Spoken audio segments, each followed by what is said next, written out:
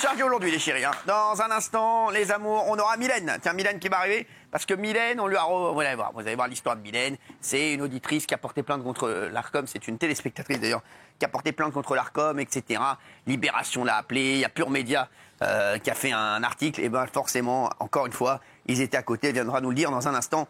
Mylène qui est de retour. She's back. Dans un instant, les chéris, également, Bastos sera avec nous. Bastos, un candidat de télé-réalité qui dit qu'il y a énormément de drogue. Énormément. Drogue dans la télé-réalité. Bastos qui va nous faire, qui a fait des révélations fracassantes, sera dans TPMP dans un instant. Voilà, télé-réalité, drogue, télé-réalité, drogue, bien sûr. Et ensuite, bien entendu, échéance. Et ensuite, bien entendu, TPMP. Merci. Non, drogue, télé-réalité. Les gars, c'est comme si tu me dis LFI Gilles Verdez. Non mais les gars, sans déconner. Bon, on va en parler, bien entendu, parce qu'il nous fera des révélations. Voilà, on l'aime bien. En plus, on l'aime bien. Je l'aime bien, lui, moi. Ouais. J'aime bien. Ouais, vous aussi, vous l'aimez bien, je sais. Ouais. Bon, il sera là dans un instant. Oui, bon, bah, c'est bon, la blondasse. Merci. J'ai rien dit. Merci d'être là. Il y a eu une phrase très drôle, il y a un instant, les chéris, à 18h54 en direct. Il y a Pascal de la Tour du Pin qui n'était pas prévu dans l'émission. Parce qu'en fait, il y avait ou Daniel ou Isabelle. Malheureusement, Daniel et Isabelle avaient ce soir une soirée soupe. Voilà, soupe au vermicelle. Elle pouvait pas la louper. C'est la soupe au vermicelle. Ça arrive qu'une fois par mois. Donc les deux m'ont dit on peut pas la louper. Bien sûr, c'est au centre des Glaïeuls. Voilà. Et Pascal de Tour du Pin m'a dit un instant. Mais attends, je connais même pas ce qu'il y a dans l'émission. Je dis bah c'est comme les autres. Hein. Franchement, les mecs. Excusez-moi. Juste après l'émission, bien entendu, Magellan. Hein. Attention, noces funèbres.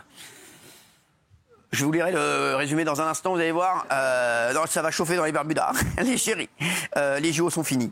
Hier, c'était la cérémonie de clôture des Jeux Paralympiques. Alors, je vous le dis, j'ai eu un énorme coup de cœur pour les Jeux Paralympiques. Pour les Jeux Olympiques et pour les Jeux Paralympiques. Et je suis tellement heureux que les Français aient été au rendez-vous. Ça a fait des cartons d'audience.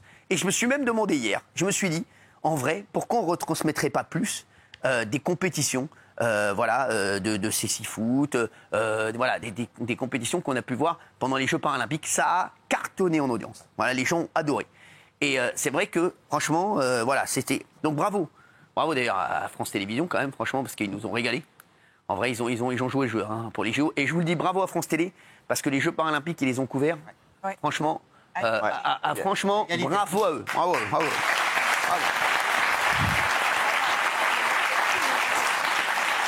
Et ce soir, on voulait faire un petit clin d'œil à 18h55 en début d'émission à Hakim Ariski, qui est un des joueurs médaillés d'or de l'équipe de France de foot, et Charlie Simo, qui est le directeur sportif de l'équipe, qui sont avec nous. Bravo à eux, parce que franchement, bravo les chéris. Bravo les chéris. Victoire de la France lors de la finale de cécifoot, et en plus, c'était pas gagné, hein, parce que vous jouiez l'Argentine, c'était un truc de fou. C'est comme si, je vous jure, vous vous rendez pas compte, parce que c'est vraiment, c'est des amateurs. Alors que là-bas, voilà, les mecs, c'est beaucoup plus professionnel en Argentine, au Brésil, et c'est un truc de fou, c'est un exploit. C'est pour que vous vous rendiez compte de l'exploit. C'est-à-dire que la France, championne olympique de cécifoot, c'est un exploit incroyable. C'est-à-dire, c'est comme si, je sais pas, c'est battre Djoko en finale d'un grand chelem. Absolument. Voilà, c'est ça. Ouais. C'est un truc de fou. Merci d'être avec nous. Merci Hakim Ariski, vous êtes une des stars de l'équipe. Merci d'être là. Merci. Bah, ça nous fait très plaisir. Vous êtes, franchement, c'est incroyable. Je voudrais dire, parce que les gens, je pense, voilà, on se rend compte, mais pas assez de l'exploit que vous avez accompli. C'est un truc de fou quand même. C'est un truc de fou, ouais. C'est une compétition hors norme, parce que ça s'appelle les Jeux Paralympiques. Ouais. Elle est d'autant plus hors norme parce que c'est à la maison, c'est à Paris. Ah, c'est ça. Et elle est encore plus hors norme parce qu'on était en finale. Non mais c'est ça, médaillé d'or, franchement, vous y croyez pas du tout. Même, alors je vous dis la vérité, même moi, parce que je suis un petit peu les performances, je connaissais un petit peu les niveaux. Franchement, et je le dis aujourd'hui, voilà, je suis honnête. Je me suis dit, en finale, ça va être très, très, très, très dur. Je pensais vraiment que ça allait pas passer. En fait, c'est ce que les gens qui sont pas dans cette équipe de France pourraient penser, effectivement, par rapport à ce que tu as dit juste avant, par rapport à l'équipe d'Argentine qui est professionnelle. Nous, à côté, on bosse, je veux dire, voilà, on a un statut un petit peu amateur. Mais nous, à l'intérieur de ce collectif, de cette bulle équipe de France, on y croyait en fait. On n'allait pas y aller juste pour y aller. On allait pour un premier objectif, c'est le podium. Mais en arrière-plan, il y avait cet objectif ultime qui est de laisser la médaille d'or à la Tour Eiffel. Franchement, c'est extraordinaire. Je veux dire, c'est un exploit de fou. C'est quoi, Charlie Simo, qui est le directeur sportif de l'équipe, Charlie Hakim, c'est quoi, c'est le plus beau jour, c'est un des plus beaux jours de votre vie que vous avez vécu ou pas? Je pense qu'on l'avait, nous on l'avait dessiné un petit peu quelque part dans le coin de nos têtes. Ce qu'on s'était dit qu'on allait finir le travail que nous avons commencé à Londres en 2012. Donc, je ne sais pas si vous le savez, mais en 2012, on était déjà médaillé d'argent. Donc, on a perdu en finale. Et la finale, on s'était dit, nous l'avons perdu. C'est nous qui l'avons perdu, ce n'est pas le Brésil qui l'a gagné. Ouais. Parce qu'on avait perdu la finale dès lors qu'on avait gagné la demi-finale. Parce qu'on s'était dit, de toutes les façons, quoi qu'il arrive, nous sommes médaillés. Et on a laissé notre chance passer. Et donc, on avait à cœur justement de finir ce boulot-là.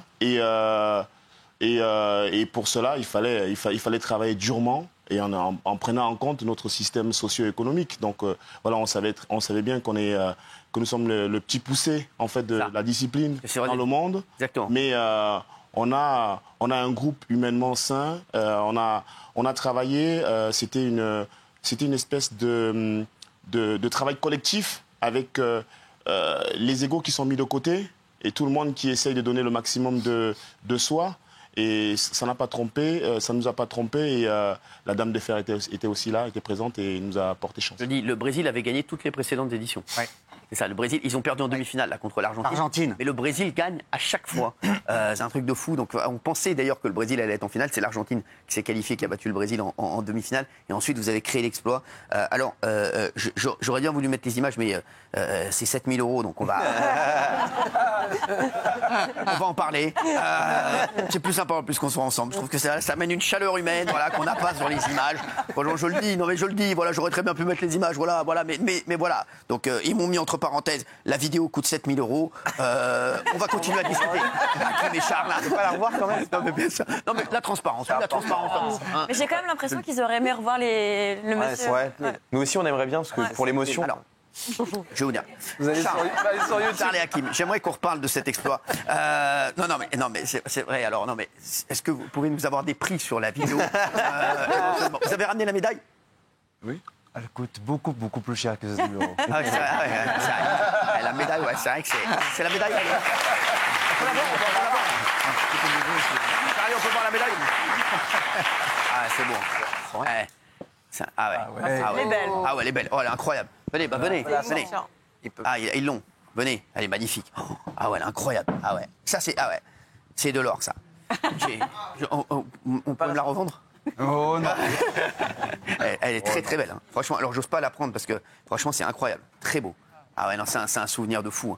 Hein. Ce sera votre plus beau souvenir. Certainement, il fera partie des plus beaux souvenirs, il fera partie des plus beaux héritages sentimentaux en fait. Ouais. Voilà, que je laisserai à mes filles, à mes enfants, voilà, à la génération qui va suivre. Et je pense que excusez-nous, c'est le lourd Bernard Montiel qui a essayé de vous voler votre médaille. Oh. Pas la voler. Il ira pas loin. Oui, il ira pas loin. Je la toucher. Pensez au David Montiel. Merci. Non, sincèrement, je pense qu'on réalise pas vraiment ce qui s'est passé à Paris cet été. L'équipe de France, avec plusieurs S, était en rendez-vous. C'est ça. Et les équipes de France étaient au rendez-vous. Nous étions au rendez-vous. Et je pense qu'on a laissé, on laisse un héritage aux générations futures qui vont venir que nous sommes une terre de champions. Exactement. Bravo. J'ai parlé il y a un instant de France Télévisions qui avait tout retransmis, vraiment qui avait retransmis tous les Jeux paralympiques. Est-ce que vous avez envie vraiment que ça soit, qu'il y ait plus de télé qui retransmettent vos matchs, vos grandes compétitions? On a vu que ça avait très bien marché. Moi, je pense que ça a servi non seulement pour montrer que vous étiez une très grande équipe, mais aussi, je pense que ça va servir, et ça pourrait servir, c'est ce qu'il faudrait faire, il faudrait se battre pour la suite. Parce que c'est vrai qu'aujourd'hui, les droits des sports paralympiques, je pense qu'il y a voilà, il y a un truc à faire pour que même les joueurs puissent en vivre encore mieux, voilà, parce qu'aujourd'hui, on a vu qu'il y avait une vraie appétence du public pour ces Jeux paralympiques et pour les sports qui sont représentés. Et je pense qu'aujourd'hui, ça va être un tournant pour vous. Et j'espère qu'il y a pas mal de chaînes qui vont vouloir acheter les droits de certaines compétitions. En tout cas, pour nous, on va... Qu'est-ce qu'on va dire? On va dire que nous, nous sommes le premier sport à avoir fait un direct sur France Télé. C'était en 2012, la finale de Londres. Ouais. Je ne sais pas si vous vous rappelez. Bien sûr, ouais. Et depuis le temps, je pense que ça a évolué, les mentalités ont évolué. Beaucoup de médias s'intéressent un peu plus. Moi, je ne veux pas tirer sur les spectateurs ou les téléspectateurs ou les médias parce que je pense qu'ils n'avaient pas encore vu. C'était un beau spectacle. C'est ça, oui. Je pense qu'on a montré que c'était un beau spectacle, ça valait la peine de venir nous voir. Et je pense que les 12 000 personnes qui sont venues nous voir sous la Dame de Fer ne diront pas le contraire. Et je suis certain qu'à l'avenir, les médias viendront maintenant par conviction. Ah je suis sûr et j'espère bien. Hakim, est-ce que vous avez un dernier mot à dire à tous les jeunes qui nous regardent, à toutes les personnes qui vous ont suivis pendant ces Jeux paralympiques? Qu'est-ce que vous leur diriez? Tout d'abord, un grand merci au public français, en fait, qui nous a soutenus. Parce que je pense que ce qu'on a fait au pied de la Tour Eiffel, avec les 11 000, 12 000 spectateurs qui étaient là, ça nous a poussé, ça nous a donné tellement d'énergie. Et on a ressenti, en fait, au-delà de ça, on a ressenti cet engouement, en fait, autour de ces Jeux paralympiques. Donc, c'est quelque chose qui nous a porté. Et puis, je dirais peut-être un mot pour les jeunes, pour les moins jeunes, en tout cas pour tous ceux qui sont touchés de près ou de loin par la question du handicap, c'est espoir. Espoir parce que moi, je suis arrivé en France en 2001. J'ai perdu la vie en 2001, donc suite à une manifestation d'étudiants qui a été violemment réprimée par les autorités algériennes.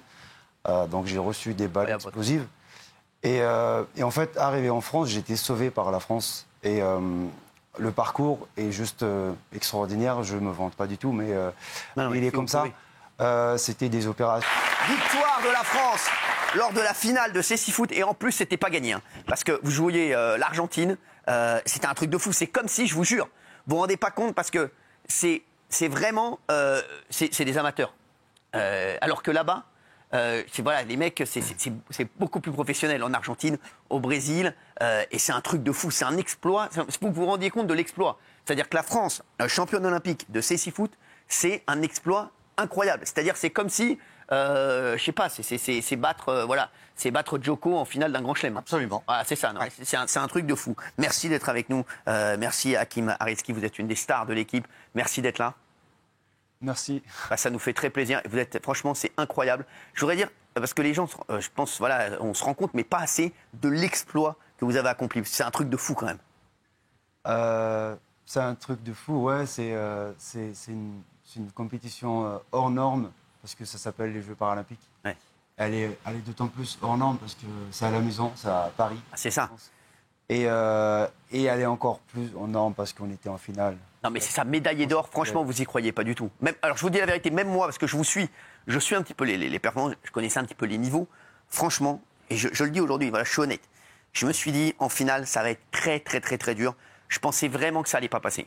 En fait c'est ce que les gens qui sont pas dans cette équipe de France pourraient penser effectivement par rapport à ce que tu as dit juste avant. Par rapport à l'équipe d'Argentine qui est professionnelle.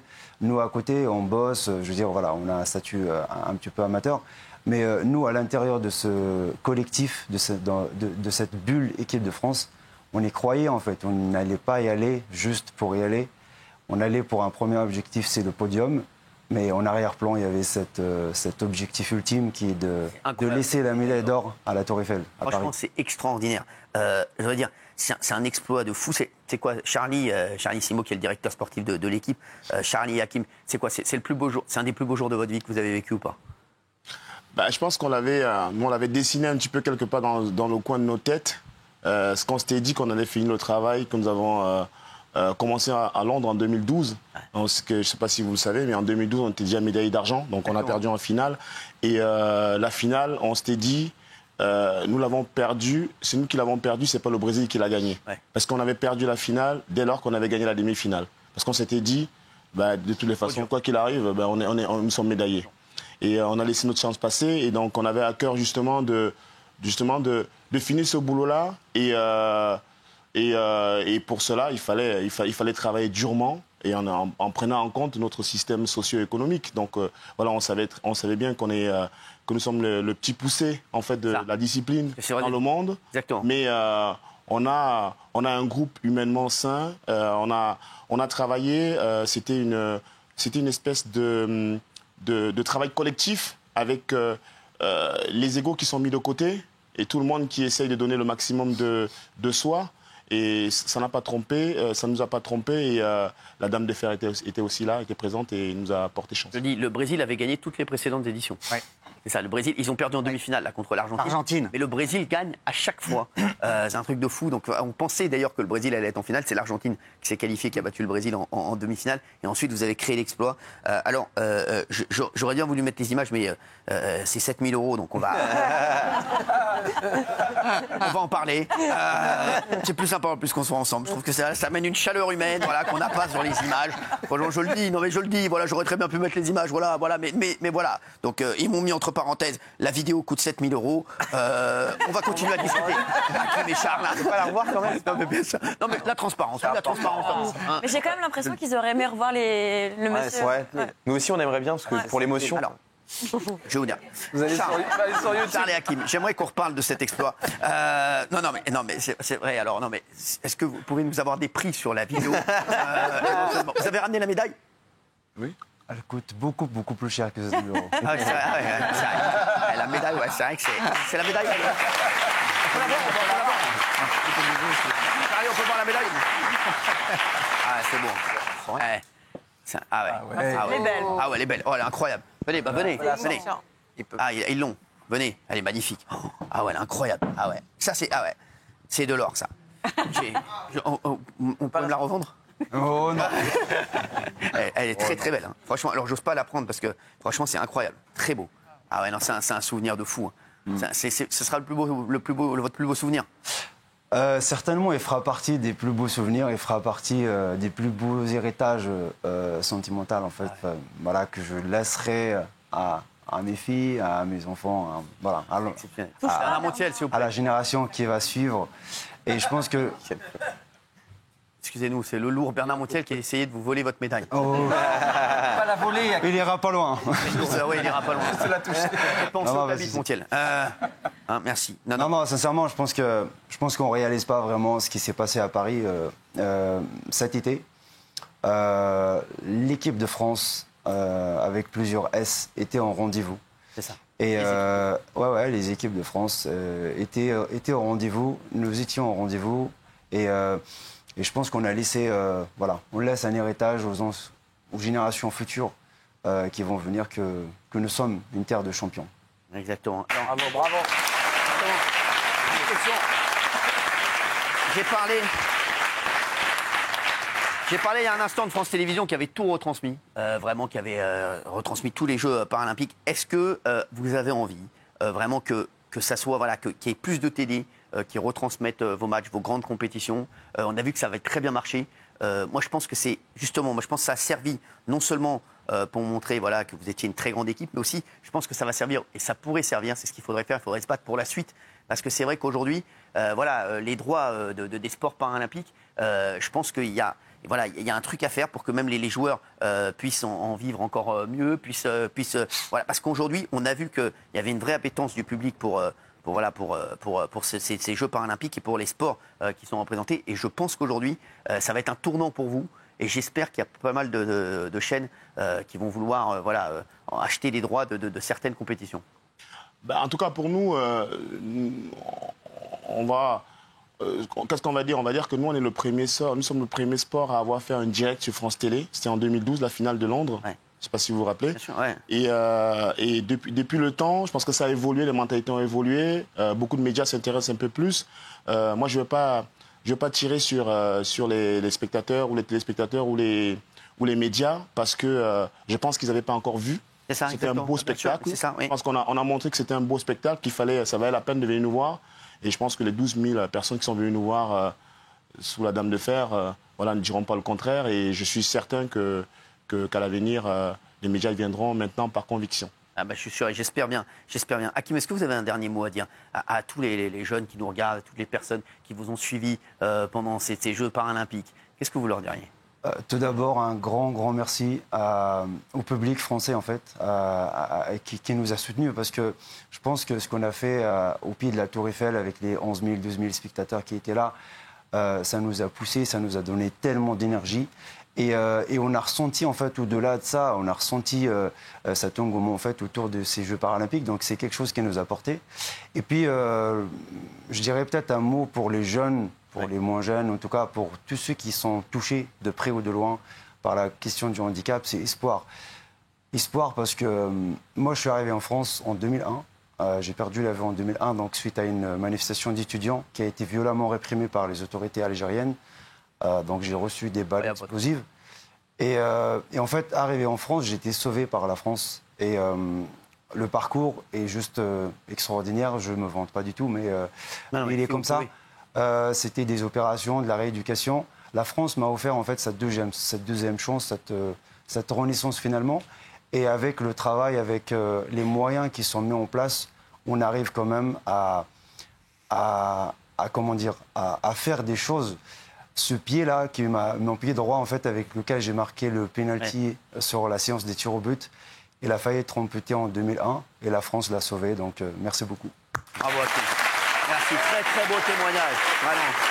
Très beau témoignage. Bravo Hakim. Merci Hakim, bravo Hakim et merci Charles, merci d'avoir été avec nous. Et le témoignage, il est incroyable. Merci d'avoir été avec nous. On va se retrouver dans un instant avec Mylène, que vous avez vu dans Face à Hanouna, qui va venir se réexpliquer, parce que vous allez voir, on va en parler dans un instant. Dans un instant également, les chéris. On va parler à Dani Hidalgo, qui fait limiter le périphérique à 50 km/h. Voilà, on va en reparler. Gilles Verdez est content, il est tout heureux. Voilà. Il y a un coup de cœur de Géraldine Maillet. Oui. Un peu de cœur, ça fait du bien. Un peu de cœur, ça fait du bien. Vous avez vu que Maëva Guénam a été ciblée par des tirs au fusil. Que s'est-il passé? Amaury Bucco sera là avec nous juste après. Il va tout nous raconter parce qu'il a toutes les informations sur cette affaire. A tout de suite sur C8. À tout de suite.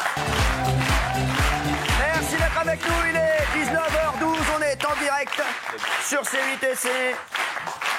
La tribu de Baba. J'arrive pas à me faire à ce titre. Quand c'est pas moi qui choisis un titre, souvent, j'arrive pas à m'y faire. Et celui-là, c'est pas moi qui l'ai choisi. Moi, j'avais choisi les chroniqueurs stars et l'idiot du village. Merci. Les stars, voilà. Mylène, merci d'être avec nous. Alors là, bonjour. Mylène, la pauvre, elle est venue dans l'émission. Alors là, je vais me régaler. Restez avec nous parce que là encore, ça va secouer. On va encore mettre le doigt nulle part, hein, vous inquiétez pas. Voilà, ici autour de la table, on va encore mettre le doigt sur des génies. Mylène Charles d'ailleurs, c'est vous qui avez fait le Papa Pingouin. Oui, la reprise du Papa Pingouin. C'est pas vrai. Eh ouais, c'est elle. Oui. Eh ouais, mettez-le, tiens, le Papa Pingouin. Ils l'ont pas, voilà, merci. Ils ont rien. Mais non, mais les mecs, vous, en régie là. C'est toi ça?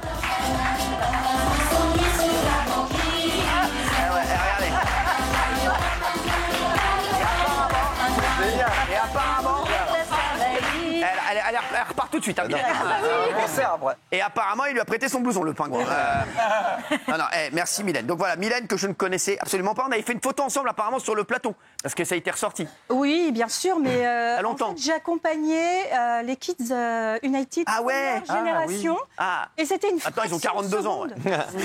Oui, c'est ça. En fait, c'était vraiment une fraction de seconde. Et je vous ai demandé gentiment, et en plus, vous étiez là, l'émission, elle allait démarrer. On a juste fait un selfie. Ouais.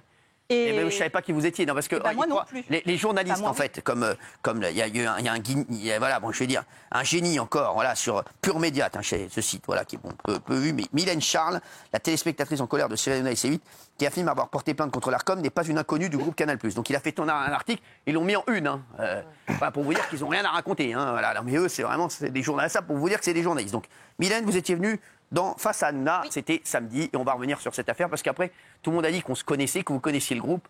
Donc ils ont sorti des photos, vous avez fait une photo aussi avec Pascal Pro, vous allez nous expliquer tout ça. Donc Mylène, moi je ne sais pas toutes les personnes avec qui je fais des photos. Ludovic Galtier, le génie de Pure Média, à mon avis, il ne doit pas faire beaucoup de photos, donc si une photo, oui, il va s'en souvenir. Voilà, moi forcément, je ne sais pas avec qui je fais des photos et qui je ne fais pas des photos. Donc voilà, Mylène, voilà, au début je croyais que c'était la tante de Koé. Donc voilà, merci, allez on y va, c'est vrai, allez on y va, merci.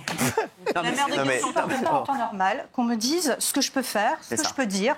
qui j'ai le droit de regarder et qui je n'ai pas le droit de regarder. Et donc, je me suis dit, mais s'il porte plainte, moi, en tant que citoyenne, est-ce que je peux aussi le faire ? Donc, j'ai la grande chance d'avoir une amie avocate. Et je lui dis, écoute, est-ce qu'en tant que citoyenne, j'ai le droit de porter plainte contre l'Arcom ? Elle me fait, qu'est-ce qu'ils t'ont fait ? J'ai dit, ils m'empêchent en fait de penser par moi-même. On m'oblige à faire ce qu'eux, ils veulent. Qu'on ne vous aime pas, qu'on n'aime pas l'émission, qu'on passe... Il y a plein de chaînes sur la TNT, il y a plein de monde. Voilà. Mylène, déjà, je t'aime et je te remercie. Et tu sais que je voulais te prendre en chroniqueuse, j'ai plus le droit maintenant. Pourquoi ? Parce que comme elle a porté plainte à l'Arcom, je peux plus la prendre parce que sinon on va dire que je la paye et qu'elle est salariée. Voilà. Elle est invitée ce soir. On l'a déjà dit. Sur les réseaux sociaux, je me suis fait allumer. Alors, on peut le dire, je suis une collabo. Je suis une employée donc, de M. Bolloré. Je suis raciste. Je ne sais pas en quoi. Papa pingouin. Voilà. Papa pingouin, moi. Et oui, en fait. Et voilà. Et après, on m'a dit, alors, est-ce que, voilà, je vais tout dire. Mais alors, attendez, parce qu'en fait, il y a des journalistes et il y a des gens qui ont cherché, qui ont en fait enquêté sur Mylène.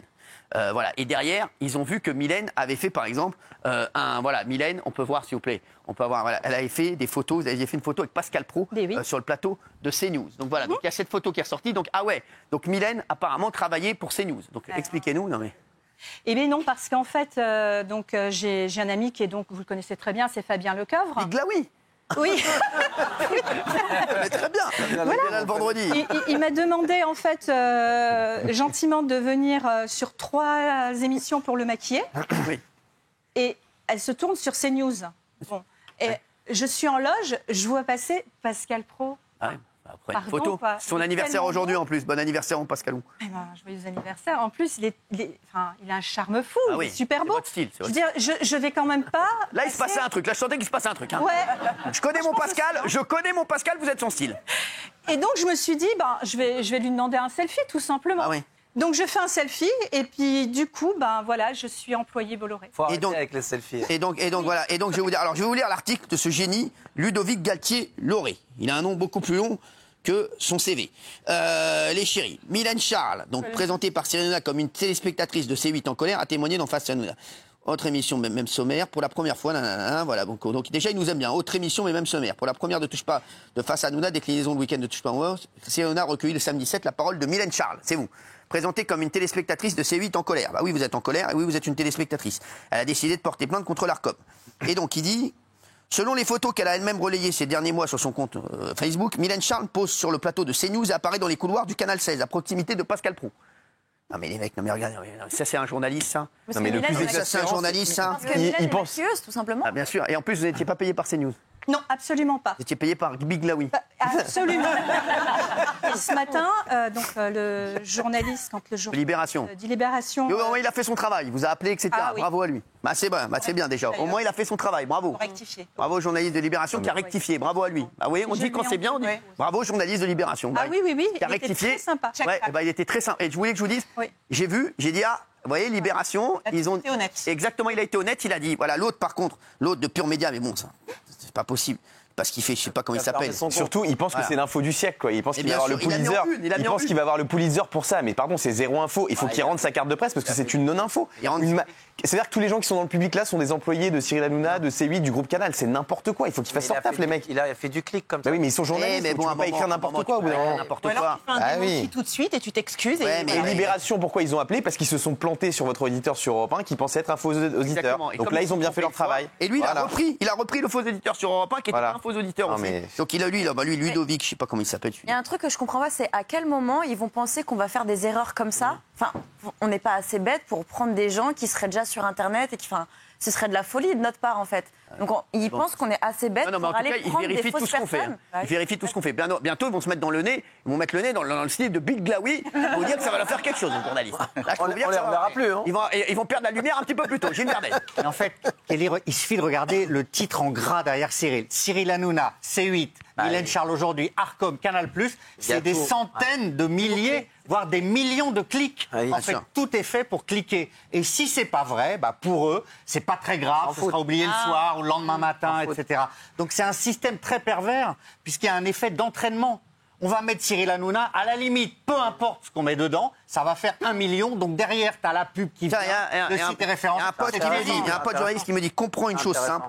Te bâcher, ça fait du clic, tout simplement. Donc là, ils vont reprendre Cyril Hanouna répond à la polémique, etc. Ils savent que ça leur rassurera 200 000 clics. Avec plaisir. Ça fait du clic, mais si on peut faire vivre ces médiocres gens, c'est avec lui. Mais il n'y a pas un problème de crédibilité après? Bah si, mais ils s'en foutent maintenant de la crédibilité. Mais quand on a une dame après qui se fait harceler sur les réseaux, il y a ça pas oui, un ça c'est problème plus de embêtant. d'éthique, Plus embêtant pour ma Mylène. Et c'est méprisant pour elle parce que, admettons qu'elle soit ce qu'elle n'est pas, maquilleuse du groupe Canal+. Elle a le droit en plus. Pardon, elle a le droit d'avoir ses idées. Les maquilleuses et les coiffeurs, Voilà, ils aiment l'émission. Ils pensent qu'en fait les gens écoutent ce qu'on leur dit et répètent bêtement ce qu'on leur dit. Elle pourrait très bien être maquilleuse de C8, de TPMP, de Canal+, et avoir sa propre opinion. C'est un mépris. On pourrait même maquiller Bernard Montiel. Bah exactement. Non mais c'est. Voilà, merci. Mylène, bon bah chérie, t'angoisses pas pour ça. Non, alors il y a aussi, comme j'ai le droit de tout dire, alors je vais le dire. Voilà. Donc en fait, si je suis sur votre plateau, alors je vais le dire avec beaucoup plus d'élégance, parce que sinon vous allez être encore voilà. Donc vous, messieurs, enfin vous en l'occurrence, vous avez voilà 2 Mirabelles et j'ai mangé vos Mirabelles. Les glaouis, elle parle des glaouis. Heureusement que vous n'avez pas mangé les pamplemousses de Fabien Lecoeuvre. D'accord, très bien. D'accord, moi je viens de l'avoir. Non mais j'ai dit avec plus d'élégance. D'accord, bien sûr, on embrasse tous les primeurs qui nous regardent d'ailleurs. N'oubliez pas, manger 5 fruits et légumes par jour, bien entendu. C'est important pour la santé. Merci mon bébé d'amour. De rien, avec t'es un amour. Reste un peu avec nous. Reste un peu avec nous. Tiens, le coup de cœur. On a un coup de cœur, c'est mon coup de cœur là, du jour. Mon coup de cœur, c'est Jean-Luc Reichmann qui a adopté un chaton. Alors, il a adopté un chaton. C'était trop mignon. Il était dans Bonjour sur TF1. Il était invité, Jean-Luc Reichmann. Il est revenu sur l'adoption de son chaton Ziggy. Voilà. C'est un garçon pas comme les autres. Mais moi je l'aime, c'est pas de ma faute. Regardez, c'est une très belle histoire. Jean-Luc Reichmann avec son chaton. Hein. Vous avez déjà adopté quelqu'un, vous? Ou un chaton, quelqu'un? Oui, 3 chiens. Vous avez adopté quoi, vous? Des chats. Un chat? Un chat qui avait été tiré par des chasseurs, il lui manquait une patte et je l'ai gardé, soigné et gardé. Fort, ah ouais. Ouais, jusqu'à sa mort. Il s'appelait comment? Je l'ai pas appelé, elle venait. Elle venait, elle vivait avec moi. Elle était très heureuse. Elle vivait avec vous, elle était heureuse. Demande à voir, regardez. Si, pour la première fois à la télévision. Voilà mon Ziggy. Voilà, c'est Ziggy. Il est merveilleux. Qu'est-ce qui s'est passé avec ce chaton? D'où vient-il? Quelle est son histoire incroyable? On est tous les étés en Corse. Celui-ci est arrivé complètement perdu à l'âge de 2 jours. C'était le 1er août. Vous l'avez trouvé où? Dans notre jardin. Dans le jardin. Il a été refusé par sa maman, par la famille, par tout ça. Et on s'est dit, qu'est-ce qu'on fait? Alors on a dit, bah tiens, on va le mettre... Oh là là. On est alerte mignonnerie totale. C'est mignon. Et j'embrasse mon Jean-Luc Reichmann que j'aime. C'est mon coup de cœur. Et je voudrais dire, petit aparté, petite parenthèse, vous savez que voilà, j'ai eu un malheur pendant ces derniers jours puisque mon papa est parti. Et je voudrais remercier tous les animateurs du PAF qui m'ont écrit. Vraiment, dont Jean-Luc, bien entendu. Et je vais vous dire, ils ont été très très nombreux à m'écrire. Ça m'a énormément touché. Voilà, de toutes les chaînes, TF1, voilà, TF1, alors vraiment tout le monde m'a écrit. Donc je voulais leur dire merci. Merci à eux, bien entendu. Et franchement, voilà, je voulais leur dire que j'avais été très très très touché. Et merci tout mon Cyril Ferraud que j'aime. Tout le monde m'a écrit. Je veux dire les Nico, Arthur, bien entendu Nagui, tout le monde, Thomas Soto. Vraiment, donc merci à eux, tous les gens qui m'ont écrit. Il y en a plein. Franchement, je vous dire, c'est un truc de fou. Donc merci à eux parce que ça m'a énormément touché. Merci. On a un coup de cœur, tiens, de Géraldine Maillet également. Après, on aura le coup de gueule. Le coup de gueule, c'est quoi? C'est Raymond. Très bien, c'est bien. J'aime bien les coups de gueule. Ah, j'ai pas de cœur, moi, j'en ai rien à faire. Pas de gueule. Moi, je suis contente, Cyril, parce que j'adore quand certains députés de LFI se fourvoient. Alors après, c'est pas certains, c'est toujours les mêmes. Ouais. Alors là, ils sont transformés en Marseillais ch'tis. Donc c'est Monsieur Boyard et Monsieur Delogu. Ah ouais, quand même une belle équipe. Ouais, je vais. Les Starsky Hutch. Exactement. Et ils vont chez Sam Zira. Alors ils vont. Pendant que la France vraiment en attente du gouvernement et qu'on a plein de problèmes, eux ils vont chez Sam Zira répondre à des questions d'influenceurs, comme de candidats de télé-réalité complètement à bout de souffle. Et en fait, ils ne parlent pas du tout de la France, ils ne parlent pas du tout des Français, ils parlent de vous. Parce que vous, vraiment, c'est important. C'est leur fixette absolue. Ils ne pensent que de vous. Mais eux, c'est juste incroyable. Insupportable. Ils ont été gros gens comme devant, avec les résultats, les premiers ministres, tout ça. Et eux, ils vont chez Sam Zira. Mais j'aime ça, moi. C'est pour ça que c'est mon coup de cœur. Parce qu'en fait, ça continue l'imposture. C'est-à-dire qu'en fait, j'espère que les gens, un jour, vont se réveiller et que le vrai peuple de gauche va voter pour des gens qui veulent vraiment faire de la politique et qui veulent pas faire des coups, des sensations, des vidéos TikTok et des vidéos avec Sam Zira.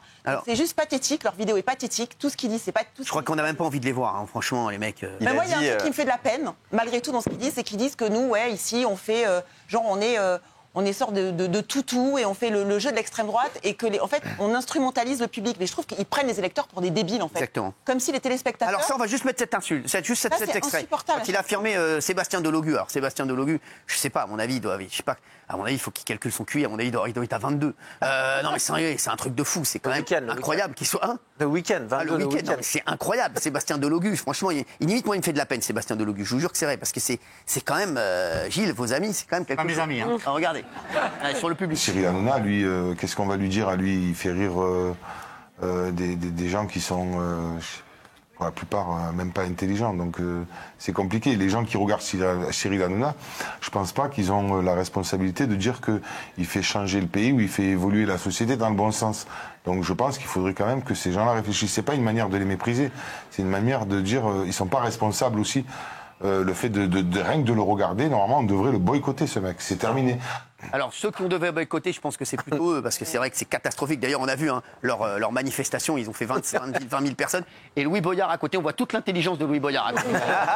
Là, on voit toute l'intelligence de Louis Boyard qui se dégage de ce plan. Hein. Ah bah là, les deux, à eux deux, sans rigoler. Non mais à eux deux, là, je pense qu'il y a 21, 22 de QI. C'est un truc de fou. Hein. Ils ont été extrêmement violents. Hein. Louis Boyard, il a dit que vous étiez un larbin, Louis Boyard. Et si vous êtes un larbin, lui, c'est quoi? Il a un peu de recul sur ce qu'il fait? On va pas faire la même chose qu'eux. Non mais d'accord, mais moi, je vais même pas répondre à ça. Ce qui me fait de la peine, c'est que... Moi, je dis la vérité, ils me font... Je vous jure, c'est vrai, et je le dis franchement, en plus, avec tout ce qui leur est arrivé maintenant et tout, ils me font de la peine. Franchement, c'est vrai, ils me font de la peine. Bien sûr, je trouve qu'ils sont très dangereux pour le pays, et ça, je le dis à chaque fois. Pour moi, ce sont vraiment des dangers pour notre pays, et vous le savez, je me bats tous les jours pour vous montrer que ce sont des dangers pour le pays, voilà. Et c'est vrai que, voilà, moi, je le dis, on n'est pas contre la gauche. Il y a des gens de gauche que j'adore. J'ai un garçon qui s'appelle Olivier D'Artigol qui est avec moi à la radio, que j'aime, et je suis d'accord avec lui sur énormément de choses. Voilà, il y a plein de gens que j'adore à gauche. Ségolène Royal, je l'adore. Bernard Cazeneuve, c'est quelqu'un d'extrêmement sérieux. Voilà, il y en a plein. Hein. Manuel Valls, même si Gilles Verdez ne le considère pas à gauche, il est excellent. Donc il y a plein de gens à gauche. Est-ce qu'on peut Julien Drey, voilà, mais il y a ce petit groupe, cette dizaine d'écervelés qui font énormément de mal, non seulement à la gauche française, et en plus à la France, mais surtout à la gauche française, parce que maintenant ils font plus tellement mal à la France qu'ils ont été sortis du jeu, écartés du jeu, ils sont complètement hors jeu, ils sont dans les tribunes. Et pardonnez-moi, ils insultent aussi les téléspectateurs. Exactement. Parce que je vois pas pourquoi leurs électeurs auraient des convictions et nos téléspectateurs seraient des moutons. Et moi j'ai aucun problème avec leurs électeurs, parce que souvent mais tout le monde a des tout à fait qu'il y ait des gens qui votent absolument. LFI, c'est pas la LFI qui me pose problème, moi. C'est ceux qui la représentent. Ceux qui la représentent sont quand même, excusez-moi, hein, c'est problématique, je suis désolé. Et quand je vois des journalistes aussi qui suivent, et les journalistes derrière, qui mettent des titres, oui, Sébastien Delogu et Louis Boyard étrient Cyril Hanouna. Mais est-ce que vous vous rendez compte du niveau de ces journalistes? Non, mais au lieu de faire un papier pour dire 2 députés de la France insoumise sont allés, pendant que la France a besoin vraiment de toutes les forces politiques et de toutes les forces vives, sont allés sur leur temps de travail. Sam Zira, il n'y a aucun problème, mais c'est pas le timing. Ils perdent leur temps. Aller chez Sam Zira 2 heures, toute une après-midi pour parler de moi. Excusez-moi, c'est vraiment, il y a un énorme problème. J'aurais préféré que des journalistes écrivent sur ça, mais non. Une fois de plus, c'est vrai qu'il y a un énorme problème aussi chez certains journalistes. Après, il y en a beaucoup de très bons, mais il y en a beaucoup de très médiocres. Oui, Jean-Michel. Là où je leur en veux surtout, c'est qu'ils salissent l'image de député. Voilà, qu'ils n'avaient pas besoin de ça, parce que c'est un métier noble de rentrer en politique, parce qu'on pourrait gagner beaucoup plus d'argent dans le civil. Eux, ils auraient gagné beaucoup moins dans le civil parce qu'ils ne savent pas faire grand-chose. Mais du coup, ils abîment l'image, une image qui était belle, je trouve, les hommes politiques. Et je trouve que c'est dommage que ça va rester, malheureusement. On ne verra plus les députés de la même façon à cause de gugus comme ça. Et ils font quoi de leur journée, ces mecs-là? C'est quoi leur journée? Le matin, il se fait huer dans des amphithéâtres. À midi, il fait une émission entre 2 candidats de la Villa des Cœurs Brisés. Et le soir, il fait DJ dans des sous-kermesses pour la France Insoumise. Et ces mecs-là sont payés par la France. Au bout d'un moment, il faut qu'ils rendent l'argent, les mecs. C'est extraordinaire. Raymond. Ça se trouve, Gilles, il trouve ça bien. Hein. Ouais, c'est vrai, Gilles, tiens. Qu'est-ce que t'en penses? Non, je suis plus que peiné. En fait, ça me dégoûte. Peiné à l'Arabiata? Non, mais en fait, ça me dégoûte parce que je trouve qu'il s'abaisse dans la fange. Et je trouve que la manière dont il parle de vous est dégueulasse. c'est ignominieux. Bon, après, moi, je vais vous dire, c'est de la haine pure. On n'a pas un député. Non, mais un député n'a pas à prendre à partie quelqu'un personnellement. Donc voilà, c'est pas mes amis, mais vous êtes mon ami. Voilà. Ça va là.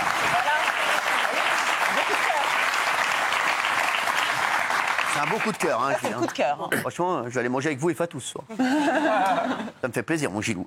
Coup de gueule, tiens, de Patrick Fury. Ouais, moi j'ai été saoulé par Anne Hidalgo, en fait, qui va baisser la vitesse du périphérique à 50 km/h à partir du 1er octobre, je pense. Je crois que c'est ça. 50 km/h avec des raisons de nuisance et de pollution. On se cache derrière ça, en fait. C'est pas du tout ça, parce que d'abord, il faudra me prouver qu'en roulant moins vite, on pollue moins, ça c'est pas prouvé du tout, et on va passer beaucoup plus de temps sur le périph'. Alors qu'on fasse le périph' de 7h du matin jusqu'à 20h30 à 50, parce qu'il y a du monde, parce qu'il y a des motos, parce que c'est dangereux. Encore faut-il rouler à 50 dans les heures que je viens de dire. Mais la nuit, moi je trouve que rester à 50 km/h à partir de 11h du soir, à 3h du matin sur le périph' à 50, pour moi ça c'est du racket. C'est du racket parce qu'ils vont mettre des radars en fait. Elle l'a confirmé ce matin. Ah oui, Anne Hidalgo, et c'est à partir du 1er octobre. Hein. Ça y est terminé. Il y a Othman Nasrou qui va nous en parler, vice-président LR de la région Île-de-France. Les LR, les hommes les plus heureux de France actuellement, hein, bien entendu, heureux, Othman Nasrou. On a connu pire, on a évité le pire. Exactement. Alors justement, petit aparté avant de voir Anne Hidalgo. Quand vous voyez deux députés comme Sébastien Delogu et Louis Boyard, non mais franchement, quand vous les voyez là aller dans une émission pendant 3 heures, non mais pour parler de moi, c'est normal ça? Le problème c'est qu'il n'y a pas eu que ça, Cyril. C'est vraiment des gens qui donnent une image de la politique qui est un peu détestable, qui jouent de toutes les haines, qui instrumentalisent des sujets, qui mettent de l'huile sur le feu. Oui, mais c'est une stratégie. Il ne faut pas croire que ces gens-là ne savent pas ce qu'ils font. Hein. Non, mais je sais. Après, ils ont tout à l'heure. Ça n'a pas l'air d'être les couteaux les plus aiguisés du tiroir. C'est peut-être pas eux qui ont pensé la stratégie, mais ils savent très bien ce qu'ils font quand même. C'est pas non plus, non mais c'est vrai. Ça n'a pas fonctionné du coup. Ils sont... Heureusement. Voilà, exactement. Alors on va voir, regardez, Anne Hidalgo, tiens. Apparemment, vous êtes énervé vous aussi. Ah bah il y a de quoi quand même. Alors vous allez nous en parler dans un instant. Dites-nous, tiens, chez vous, 19h32, on est en direct, dites-nous ce que vous en pensez. Anne Hidalgo, regardez, c'est parti.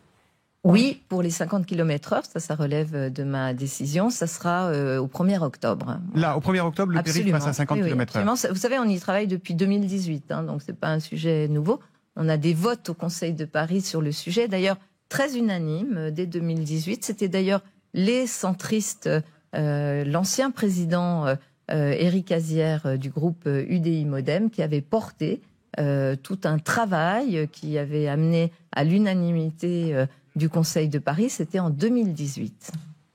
Voilà, donc Anne Hidalgo. D'ailleurs, petite parenthèse sur Othman Nasrou, je voudrais dire, voilà, qu'on soit à gauche, qu'on soit à droite, on ne peut pas rester insensible aussi au parcours d'Othman Nasrou. On a parlé dans un instant avec le joueur de CC Foot. Othman Nasrou aussi, c'est un parcours exceptionnel. Voilà, je veux le dire. Et voilà, et j'ai bien suivi votre parcours parce que vous venez dans mes émissions depuis bien longtemps. Et voilà, qu'on soit à droite, à gauche, au milieu, qu'on soit même nulle part. Parce qu'on commence de plus en plus tous à être nulle part. Hein. C'est vrai, t'as raison. Je pense qu'il faut qu'on crée un parti nulle part. On est nulle part. Il y a des gens qui sont nulle part. Voilà, on peut pas. Voilà, on peut être qu'admiratif de votre parcours. Dites-nous tout. Alors sur les 50 km/h, sur le périph', apparemment vous êtes énervé, vous êtes colère. Non, mais il y a de quoi être énervé, Cyril. D'abord, merci. Effectivement, au moins, on peut venir ici discuter de tous les sujets. Toujours heureux de venir. Mais il y a un moment, on ne peut pas laisser d'abord la maire de Paris décider toute seule d'un sujet qui ne concerne pas que les Parisiens. Je ne sais pas si vous le savez, Cyril, mais vous avez 80% des gens qui prennent le périphérique qui n'habitent pas Paris. C'est ça, exactement. Et 40% qui ne rentrent même pas dans Paris. Merci. Des trajets de banlieue à banlieue. Donc, elle ne peut pas décider toute seule et, pourrir la vie de millions de personnes, parce que vous avez 1 million de personnes qui utilisent le périphérique tous les jours, sans discussion, sans concertation avec qui que ce soit. Et avec une décision, ça a été très bien dit, qui est totalement absurde. Déjà, si on roulait à plus de 50 km/h sur le périphérique en journée, ça se saurait. Donc la décision, en gros, ça va être limité. Le trajet, la vitesse durant la nuit, là où il n'y a personne. Ça n'apporte rien. Et même, ça va pourrir la vie de tous ceux qui travaillent en horaire décalé, de tous ceux qui travaillent la nuit, de tous ceux qui commencent tôt et qui n'ont pas d'autre choix que de prendre leur voiture. C'est ça qu'il faut comprendre. On aimerait tous pouvoir rouler en trottinette électrique. La réalité, c'est que ça ne marche pas comme ça. Et on a vraiment beaucoup de mal à expliquer à la ville de Paris qu'il faut arrêter maintenant de traiter ces sujets par pure idéologie. Et en plus, ça n'apportera rien, ni en matière d'environnement, ni en matière de lutte contre le bruit. Donc, à un moment, il faut faire autre chose que de prendre ce genre de décision. Alors, mon ami Gilles Verdez n'est pas d'accord avec vous. C'est une formidable décision. Et moi, j'attends le 1er octobre avec impatience. Vous allez dire, je ne suis pas votre ami. Oui. Je suis votre ami. Et quand Raymond qui représente là, et j'en suis triste, le lobby des voitures. Oh là là, ça ne va rien changer. Il y a 600 000 personnes. Il y a 600 000. On représente plus le lobby des voitures, le lobby des camions, le lobby de tous les chauffeurs-livreurs aussi, qui travaillent surtout. Ils représentent juste le lobby des gens qui travaillent, qui ont besoin de travailler en voiture. Justement, tu as dit les camions, tu verras les camions quand ils vont devoir monter les côtes et qui vont arriver à 40 km/h. Parce que quand tu suis une voiture qui roule à 50, tout doucement, tu vas te retrouver à 30, voire 40 km/h. Un camion qui monte à 40 km/h sur une côte comme ça, le périph', c'est pas plat, hein. Port de Bagnolet et compagnie, tu verras s'il va moins polluer que s'il est lancé. Mais oui, mais les mecs, toute la journée, moi j'ai un tableau de bord sous les yeux qui me donne une consommation. Donc toi, si tu veux, avec ton métro, oui, tu peux pas, tu vois pas ça. Mais je suis pas lobby de rien du tout. Je dis juste, ça c'est pas juste. Pensez aux 600 000 personnes qui vivent le long du périphérique, un enfer, et qui vont enfin être moins polluées. Et lui, le chauffeur de salle, qui ferme sa gueule.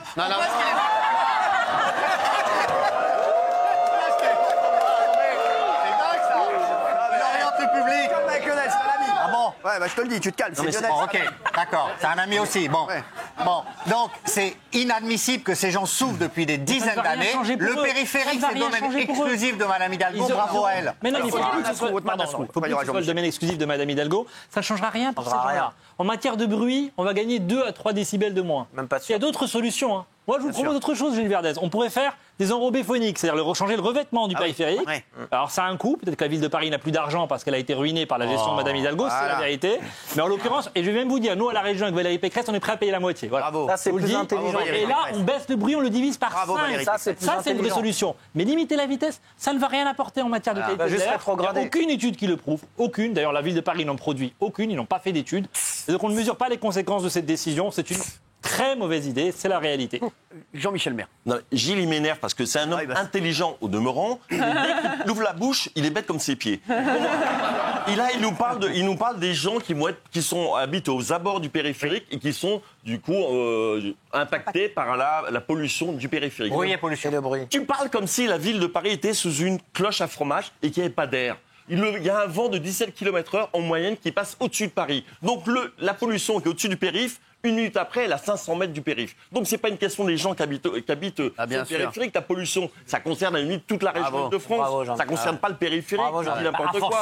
Alors donc, et les différentes, il y a déjà eu des modifications de vitesse, ça n'a jamais impacté. Ce qui impacterait, c'est la diminution du nombre de voitures et la pollution des voitures. Voilà. Othman Nasrou reste avec nous également sur C8 et puis on va revenir sur plein de choses. Vous allez voir, on marche sur la tête. Il rentre de vacances et découvre un squatter sur son canapé avec ses vêtements. On va parler de ça dans un instant. C'est juste incroyable. Voilà, à tout de suite sur C8, à tout de suite. Avec nous et bienvenue dans Touche pas bon. On est en direct, on est bien là, tous les soirs, sur C8 en direct, bien entendu. Voilà, parce que vous avez entendu plein de choses. C'est vrai que les gens me disent, ouais, mais vous êtes là, vous n'êtes pas là, on comprend pas. Non, on est là, on est sur C8, on est en direct, les chéris, on vous accueille tous les soirs. Et on vient bien sûr sur tout ce qui s'est passé dans l'actualité et à côté, avec une équipe, bien entendu, qui a envie d'en découdre, forcément. Et on est très heureux d'avoir Othman Nasrou avec nous, vice-président LR région Île-de-France, bien entendu, qui était venu pour réagir aux 50 km/h, puisque ça y est, Anne Hidalgo, la maire de Paris, l'a dit, c'est fait, 50 km/h sur l'autoroute à partir du 1er octobre. C'est-à-dire qu'à partir du 1er octobre, sachez-le, les chéris, si vous devez aller voir quelqu'un, forcément à 15h, partez de chez vous aux alentours de 6h. Bien entendu, on remerciera Anne Hidalgo forcément tous les jours et Gilles Verdez, bien entendu, toujours à côté de la plaque. C'était 90 de périph'. 90. 50. C'est à 80. Vous vous rendez compte, 50. Après, il gagnait plus assez d'argent, c'est passé à 70. Limite dangereux.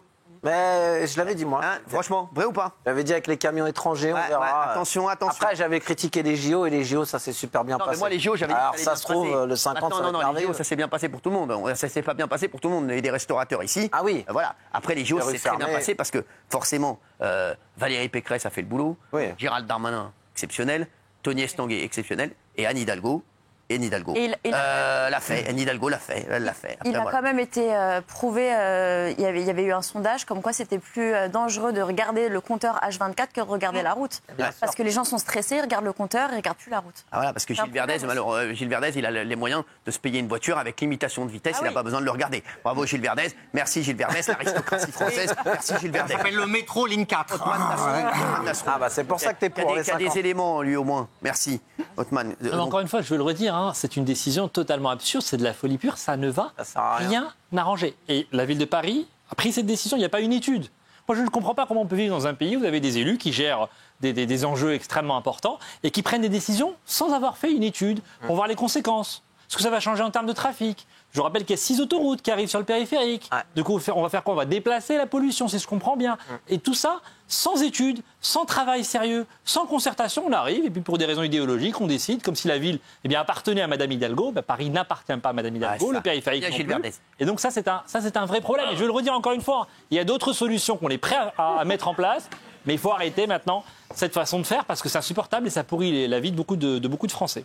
Dans un instant, on parlera de ce squatteur, incroyable. On vous parlera de cette histoire dans un instant. Vous allez voir. Pour le moment, juste Othmane Nasrou est là. J'aimerais juste qu'il réagisse avec nous, puisque jeudi a été nommé le nouveau Premier ministre Michel Barnier. Le nouveau Front populaire avait appelé à manifester samedi contre le chef de l'État, qui n'a pas tenu compte, selon nous, des résultats des élections législatives. Alors, il n'a pas tenu compte des élections législatives. Malheureusement, la mobilisation est un échec. Gilles Verdez, avec seulement 110 000 personnes dans tout le pays. Regardez. Vous auriez mieux fait d'y aller, Gilles Verdez, de le rester chez vous à manger des 4 quarts. Regardez. Ça suffit, la jeunesse a trop subi. C'est bon, ça suffit, la jeunesse a trop subi.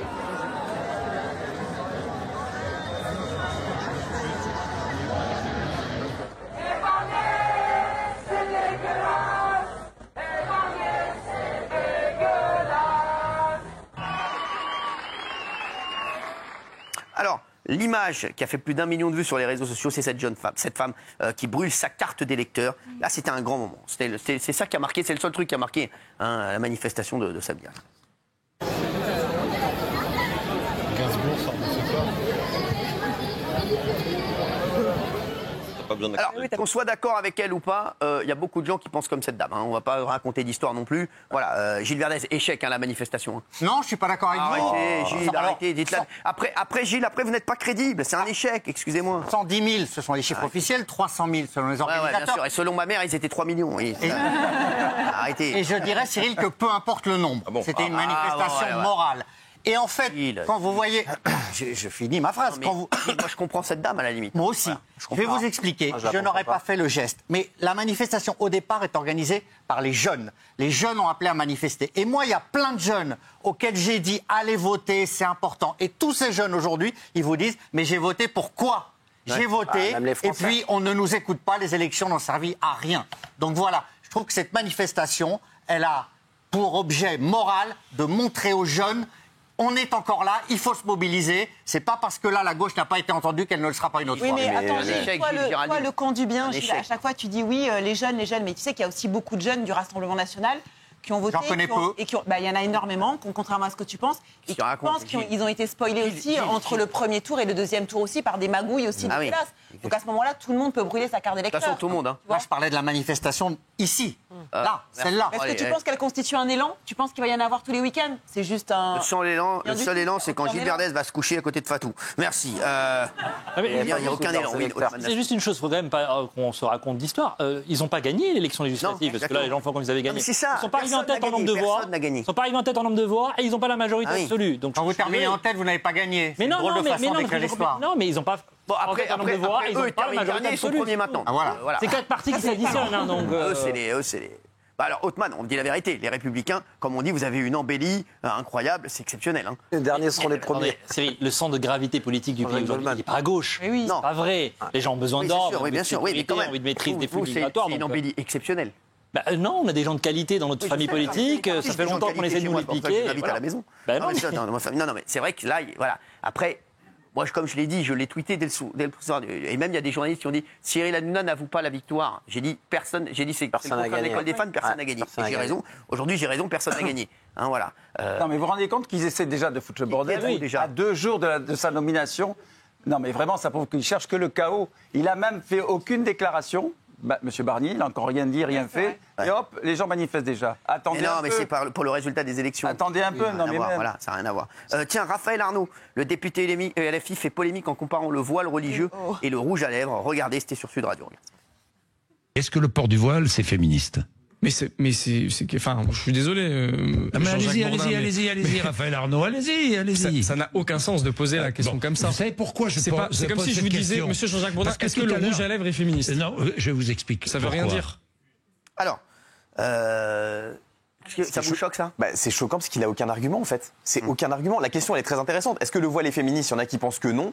Il y en a qui pensent que c'est une oppression, une privation de la liberté des femmes. Il y en a d'autres qui pensent que oui. Lui, au lieu d'argumenter, il n'a aucun argument. Pourquoi? Parce qu'ils se servent des musulmans de manière opportuniste par électoralisme. Et en réalité, il n'a rien à dire sur le voile parce qu'il n'y connaît rien. Moi, c'est ça qui me choque. Il n'a aucun fond dans le débat de la question qui est intéressante, je trouve. Et au-delà de ça, pardon, mais mettre le voile islamique et le rouge à lèvres avec un signe égal, c'est catastrophique. Est-ce qu'il faut lui rappeler tout de même qu'il y a des femmes qui sont incarcérées, battues, tuées, torturées dans de nombreux pays dans le monde parce qu'elles n'ont pas bien mis leur rouge à lèvres, elles n'ont pas bien mis leur voile islamique. Ouais. Donc vraiment, c'est... Gilles Verdez n'est pas d'accord. Mais non, mais je ne suis pas d'accord parce que la question est totalement stupide. Vous voyez bien que la question de Jean-Jacques Bourdin, elle n'a pas de sens. Si, elle est intéressante. Donc lui, elle n'est pas intéressante. Tu réponds quoi à cette question? Mais non, elle est hyper orientée, la question. Tu réponds quoi à cette question, Gilles? Le voile, c'est féministe ou pas? Est-ce que le voile, c'est un outil féministe? Mais votre question est débile. Je l'ai dit, c'est intéressant, c'est débile. Mais non, mais ça n'a pas de sens de demander ça. Comme le rouge à lèvres n'a pas de sens. Est-ce que le voile est féministe? Mais quel est le rapport? Vous voulez dire quoi en faisant ça? Vous voulez stigmatiser les musulmans de manière pernicieuse comme d'habitude? Pardon, c'est dénoncer le fait. Non, mais là, c'est vous qui êtes stigmatisé parce que vous êtes en train de dire là, littéralement, que si une femme musulmane ne se voile pas, c'est pas une bonne musulmane. Parce que là, mais vous êtes pire que Jean-Jacques Bourdin, vous. Non, mais là. Merci du compliment. Mais Gilles, non, mais pardon, on va se dire les choses honnêtement. Mais oui, arrêtez de vos bêtises. Moi, je comprendrai ce débat le jour où les hommes se voileront. Voilà. Bien sûr. Donc à un moment, faut pas non plus raconter n'importe quoi. Il y a, et même dans notre pays, des femmes qui sont obligées de se voiler. Et ça, c'est pas normal. Mais ça, on peut s'accorder là-dessus, ça n'est pas normal. Et répondre comme il répond, ce député insoumis, il répond parce qu'il a des arrière-pensées, parce qu'il a une stratégie électoraliste qu'on connaît très bien, qui fait des ravages dans les quartiers. Et le but, c'est plutôt que de faire rentrer les gens dans le giron de la République, plutôt que de les instrumentaliser sur ce type de sujet. C'est ça la réalité. Mais Gilles, est-ce que le voile permet aux femmes de s'émanciper, selon toi, ou bien est-ce que ça les opprime? Votre question, elle est aussi tendancieuse. Moi, je vais vous dire. Pourquoi il répond tout ça? Vous avez raison sur une partie de votre dialectique, mais moi, je connais énormément de jeunes femmes musulmanes qui se voilent parce qu'elles en ont envie, oui, y en a, parce que c'est important pour elles. Eh bien, il y en a. On ne dit pas le contraire, mais on te dit qu'il y en a qui sont forcés aussi. Qu'est-ce que vous en savez que c'est pas la majorité? C'est ça qui m'énerve. Parce que je vois quand il y a une révolution, le premier geste, elles retirent leur voile. Bah oui, mais je parle de la France, enfin. Ah, bah oui, quand ça t'arrange. Mais on parle de la France. Je suis pas débile, je sais ce qui se passe ailleurs, comme disait Valérie. Non, mais que le voile, c'est politique et le rouge à lèvres, c'est pas politique, Gilles. On est d'accord là-dessus. Mais arrêtez de m'agresser avec des questions, les deux là. Vous je ne comprends pas ces questions. Je vais faire comme Raphaël Arnaud. Vos questions sont débiles, je vais vous répondre de manière débile. Vos questions n'ont pas de sens, si vous voulez. Pourquoi tu te brusques? Pourquoi tu es violent? Pourquoi tu es tout de suite agressif? Parce que. Éclaire-nous de ta lumière, de ton savoir, de ton intelligence, puisqu'on est débile. Tu veux qu'il nous éclaire de sa lumière? Bah oui. Écoutez les gars, on va pas voir grand-chose, les téléspectateurs. Non, moi je suis pas du tout donneur de leçons, mais simplement vos questions, c'est toujours pernicieux. C'est pour dire quelque part que la religion musulmane oblige des femmes à se voiler. C'est ça que vous voulez faire. Et donc, c'est vrai, mais il y a aussi, en France, des milliers de jeunes femmes qui se voilent parce qu'elles en ont envie et ça exprime quelque chose. C'est une majorité? Non.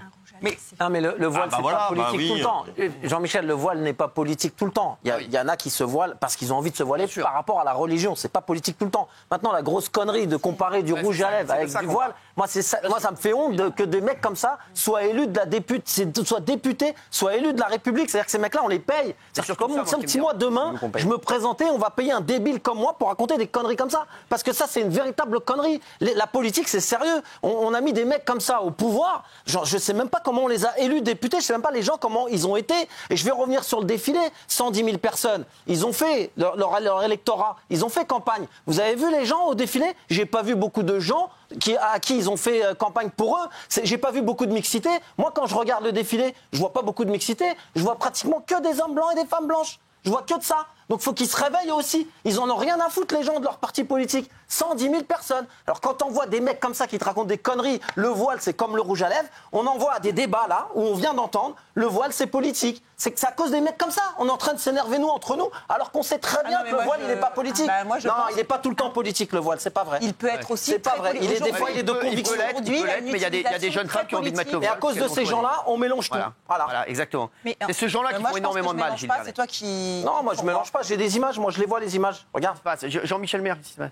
Non, j'écoute parce que je pourrais évidemment être éventuellement convaincu, mais j'arrive pas à croire que c'est pas politique. Le voile, tout le temps. Et celles qui le mettent volontairement, c'est parce qu'elles par principe de précaution, elles préfèrent le mettre avant de... Mais qu'est-ce que vous en faites? Ça, c'est dégueulasse. Ça, c'est dégueulasse. C'est pas dégueulasse. Non, mais t'es pas le seul à connaître des excusez-moi, musulmans. Jean-Michel, tu connais pas les gens. T'es pas le seul à connaître des musulmans. Énormément ce que vous venez de dire.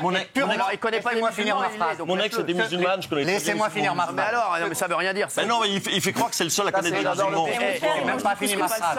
C'est pas le seul, mais là, Jean-Michel Maire, là, votre argument. Là, il a dit j'adore le couscous. Vous êtes à côté de la plaque. Ah non, c'est pour dire parce qu'il est toujours en train de dire que vous connaissez pas les musulmans. C'est comme quand j'arrive en boîte, il y a une musique arabe, on dit ah bah tiens Cyril, c'est pour toi. C'est chez toi. C'est chez toi. Je serais pas obligé de dire ça s'il disait pas longueur de temps, il y a que moi qui connais les musulmans, vous les connaissez pas. C'est comme quand je suis invité chez quelqu'un, qu'est-ce que je te fais? Du couscous? Vous voyez ce que je veux dire? Jean-Michel Maire, arrêtez. Vous voyez ce que je veux dire? Non, mais non, c'est ah bon, moi je vous le dis avec éminemment d'amitié et de respect, ce que vous venez de dire est purement et simplement islamophobe. Non. Totalement. Vous avez dit, Géraldine, ne vous mêlez pas de ça, c'est sérieux. Redis-le.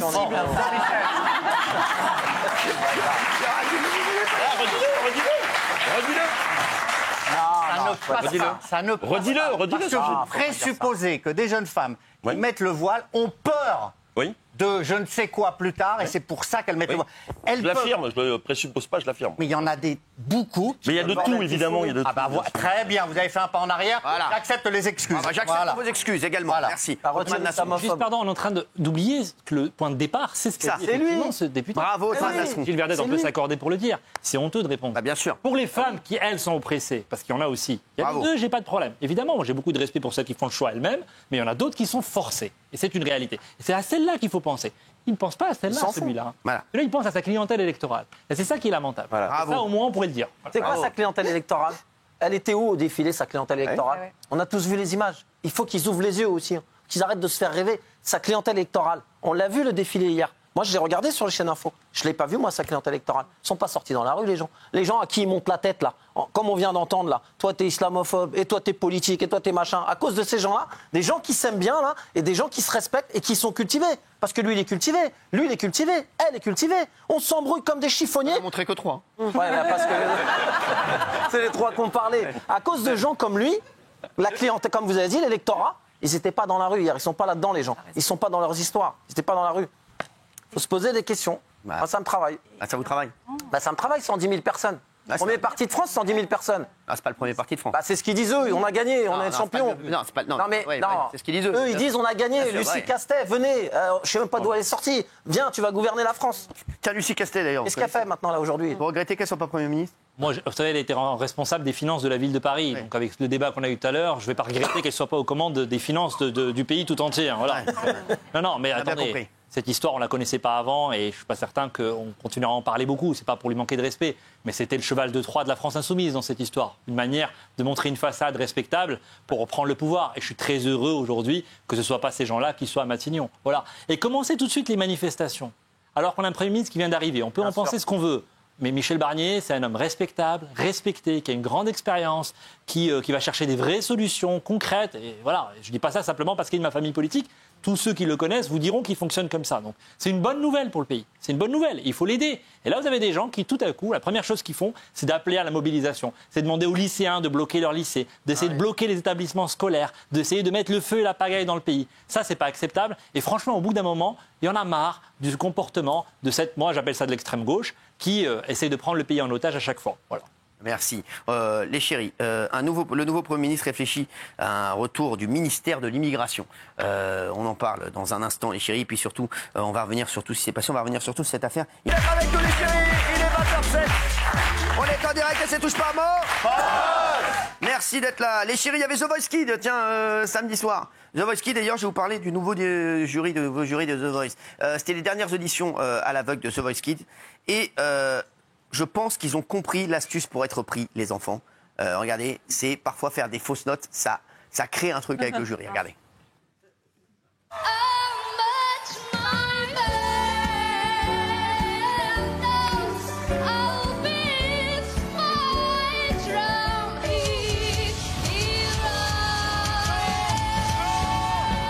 Mais c'est dommage.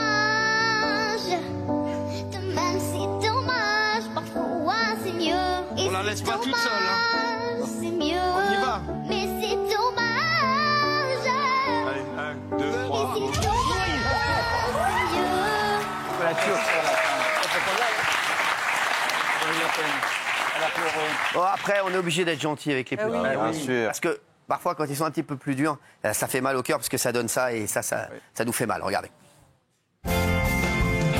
Solitaria camina la pequeña, la gente se pone a murmurar.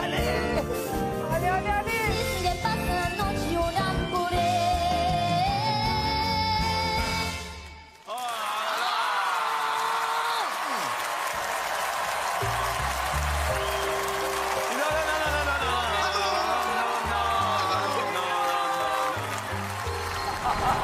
Il est con.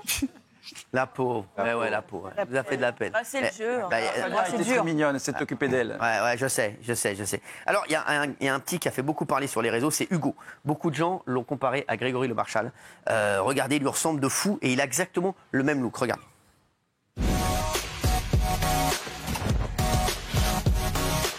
Aussi vrai que de loin je lui parle, j'apprends tout seul à faire mes armes. J'ai qu'une prière à lui adresser, si seulement C'est quand même beau. je pouvais lui manquer.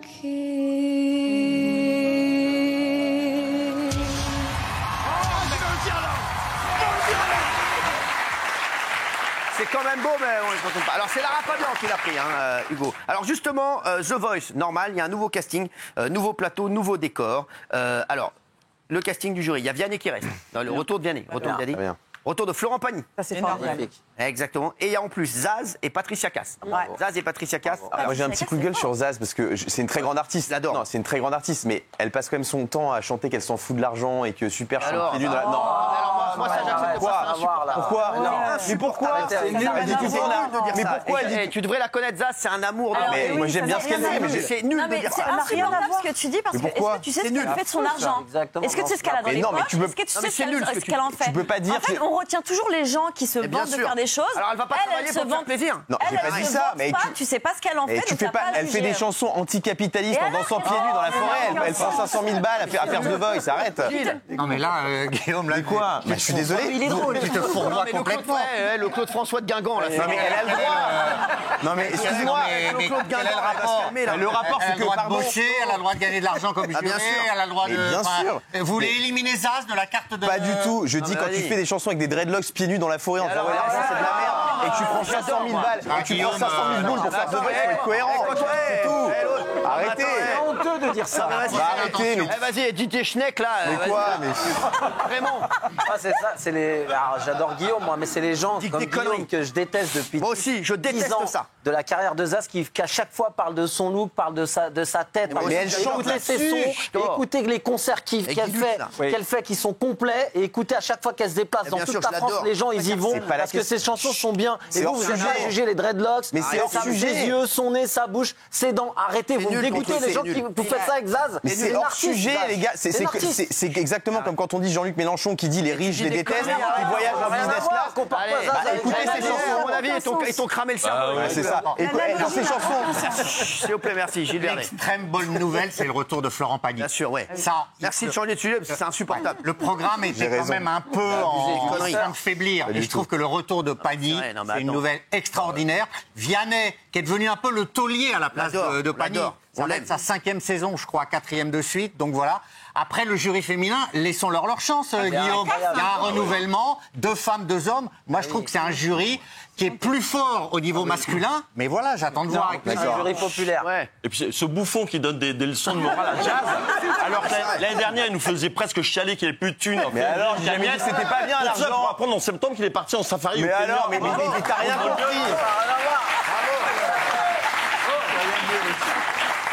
Alors, Claude Guingamp, la rend les Magnolia. Les paroles de Zaz, je veux de l'amour, de la joie, de la bonne humeur, c'est pas votre argent qui fera mon bonheur. TF1, ils amènent 500 000, c'est tiens, je te donne mon IBAN tout de suite. Arrête, quel rapport? Mais j'aime chanter Je suis malade, il était pas malade. Je sais pas, c'est quoi.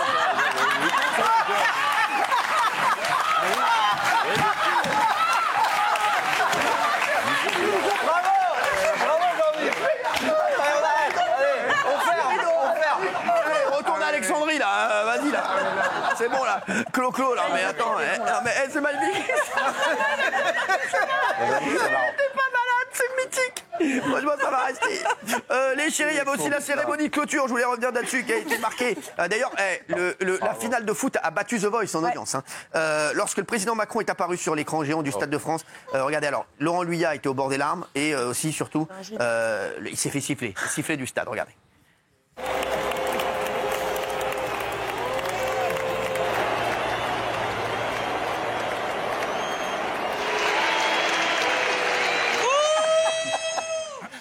Voilà, donc c'était chaud. Qu'est-ce que vous en pensez? Est-ce que ça vous dérange, Géraldine Maillet? Vous, quand vous voyez ça, je vais demander à Géraldine et Bernard parce que mine de rien, non mais Géraldine, voilà, est-ce que ça vous fait mal?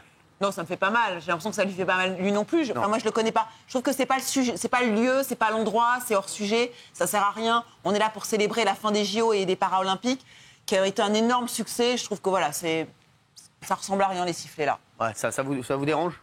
Ça me dérange pas. Gilles Verdez. C'est pas super. Bah, moi, je comprends pas la réaction de Géraldine. Les gens ont le droit de siffler.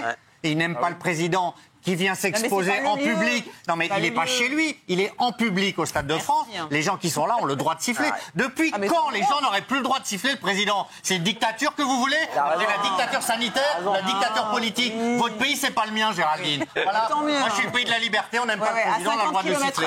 On le respecte, on siffle. Voilà. Non, mais moi, encore une fois, je veux pas du tout qu'on interdise les gens de siffler. Ils ont le droit. Je trouve que c'est juste pas le lieu. Non, je trouve que c'est pas le lieu. Je trouve que c'est un peu décalé, ça sert à rien. C'est où le lieu où on peut siffler le président, ma chère Géraldine?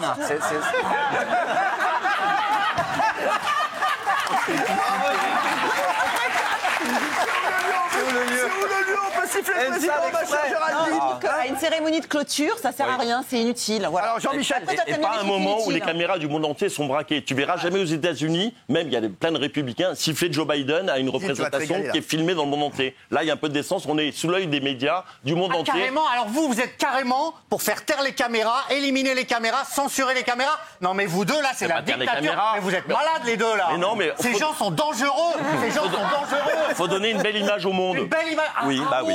On fait taire le mécontentement pour donner une belle image au monde. Mais le président, tu le vois tous les jours, tu peux le siffler demain ou après-demain. Non. Mais vous le sifflez où demain ou après-demain? Il est où? Quel arrêt de bus? Il le siffler là, demain, là-bas. Non mais. Gilles, quand tu auras fini ton sketch, tu peux le siffler par exemple à tes manifestations où il n'y a personne, tu vois. Allez là. Raymond, toi, qu'est-ce que t'en penses? Moi, je dis que parfois, il y a 100, 200 000 personnes qui sifflent et ça fait beaucoup de bruit. Maintenant, vous voulez tous la démocratie. C'était en démocratie, tu as le droit de siffler dans un stade de foot. Pourquoi tu sifflerais pas le président dans un stade de foot? Moi, ça m'a pas dérangé. C'est la démocratie, c'est comme ça. Les jeux, c'est de la joie, des larmes et aussi des sifflets. Dans le monde sportif, c'est comme ça. Il n'est pas sifflé par hasard, les autres n'ont pas été sifflés. Dis donc, Montiel, qu'est-ce qui te prend? Je ne condamne pas. Tu reviens à la réalité ou... Bravo, Montiel. J'ai compris. Vous lâchez le président parce que vous sentez qu'il est temps de préserver l'avenir. C'est pas joli. Je préfère les deux dictateurs que vous le traitez. Je ne suis pas comme vous. Je ne lâche pas et je leur garde toute mon amitié. Les racistes de navire. Voilà, c'est pas choquant, c'est dans les jeux, c'est comme ça. Les arènes, c'est le stade. Oh là là, le petit Montiel. C'est comme ça. Bravo, oui. Mais c'est pas la première fois qu'il est sifflé, mais tous les présidents sont sifflés. Tu tiens 2 ans encore. Et rappelez-vous Sarkozy sifflé, Hollande, alors archi-sifflé, entarté, enfariné. Mais c'est comme ça, c'est la démocratie justement. Ben oui, les gens ont envie de siffler, ils ont sifflé. Gilles, qu'est-ce que il me fait presque pitié, Montiel, je sais pas. S'il y en a un qui fait pitié ici, c'est toi. Ah, ça y est. C'est Bernard. Alors regardez. Est-ce qu'on est sûr qu'il a été sifflé lui?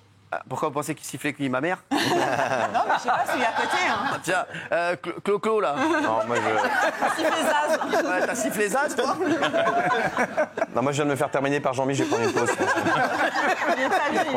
Je vais faire un break. Non, mais en vrai, oui, moi je comprends qu'il y a un mécontentement du public. Si le, non, mais il ne faut pas siffler pendant les JO parce que ça montre. C'est ce que dit. Bah oui, mais en même temps, pendant tous les JO, on a voulu cacher la misère sous le tapis, montrer qu'etc. Au bout d'un moment, c'est pas possible. On va pas couper les sifflets mécaniquement dans le stade. On a fait ça pendant tous les JO. On a mis les migrants. Bah non, mais si les JO, c'est une gigantesque opération de com. On a mis la poussière sous le tapis, on a mis les migrants dehors, on a mis les étudiants dehors, etc. Bah désolé, ça tu peux pas tricher, c'est des sifflets, il y a du son, tu laisses le son. Les athlètes olympiques étaient venus faire la fête, tu gâches un peu l'esprit. Et bah c'est comme ça, la France, c'est comme ça. On veut montrer ce qu'est la France. Ça, c'est la France, c'est des sifflets. C'est pas pour les migrants, c'est pas pour les Ils savent que c'est pas pour eux les sifflets, t'inquiète pas.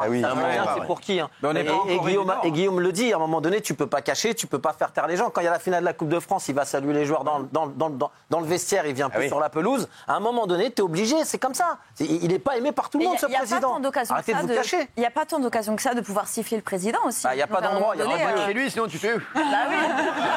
Donc là, à un moment donné, tu le vois venir, tu le siffles. Tu l'appelles quoi. En tragédie, est-ce que tu m'entends? Non mais Gilles. D'ailleurs, les caméras ont un petit peu minoré le son. Il y a une polémique là-dessus. Bah oui, quand même. On n'a pas beaucoup entendu les sifflets. Il n'y a pas eu des commentaires là-dessus. Ça a été un peu enterré sous le sable. C'était dans la fête, les présentateurs. Oui. Moi, j'adore Laurent Luyat, qui est un amour de mec, justement. Regardez, il était au bord des larmes. À la fin, ce mec, je l'adore. Je l'aime, Laurent. C'est parti, regardez. Moi, je suis ému aussi parce que on a vécu un été incroyable. Depuis Roland-Garros, le Tour de France, les JO et les Jeux paralympiques. Ça a été que des émotions et ça a été tellement de joie. Voilà, donc je voulais vous remercier tous. C'est un peu la fin d'une aventure incroyable. Je le fais depuis longtemps, ce métier, mais là, ce qu'on a vécu, c'est énormissime. Merci à tous et merci à vous, les téléspectateurs. Merci à toi, Laurent. Merci, Laurent. À tous. Bonne soirée.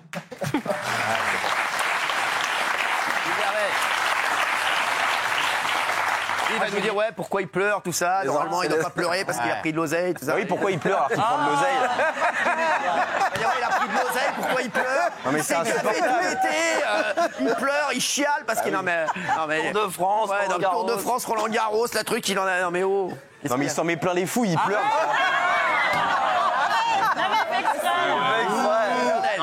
Non mais là, vous plaisantez, rassurez-moi. Mais non, ça fait 2 mois qu'il se goinfre. Il n'a pas le droit de pleurer.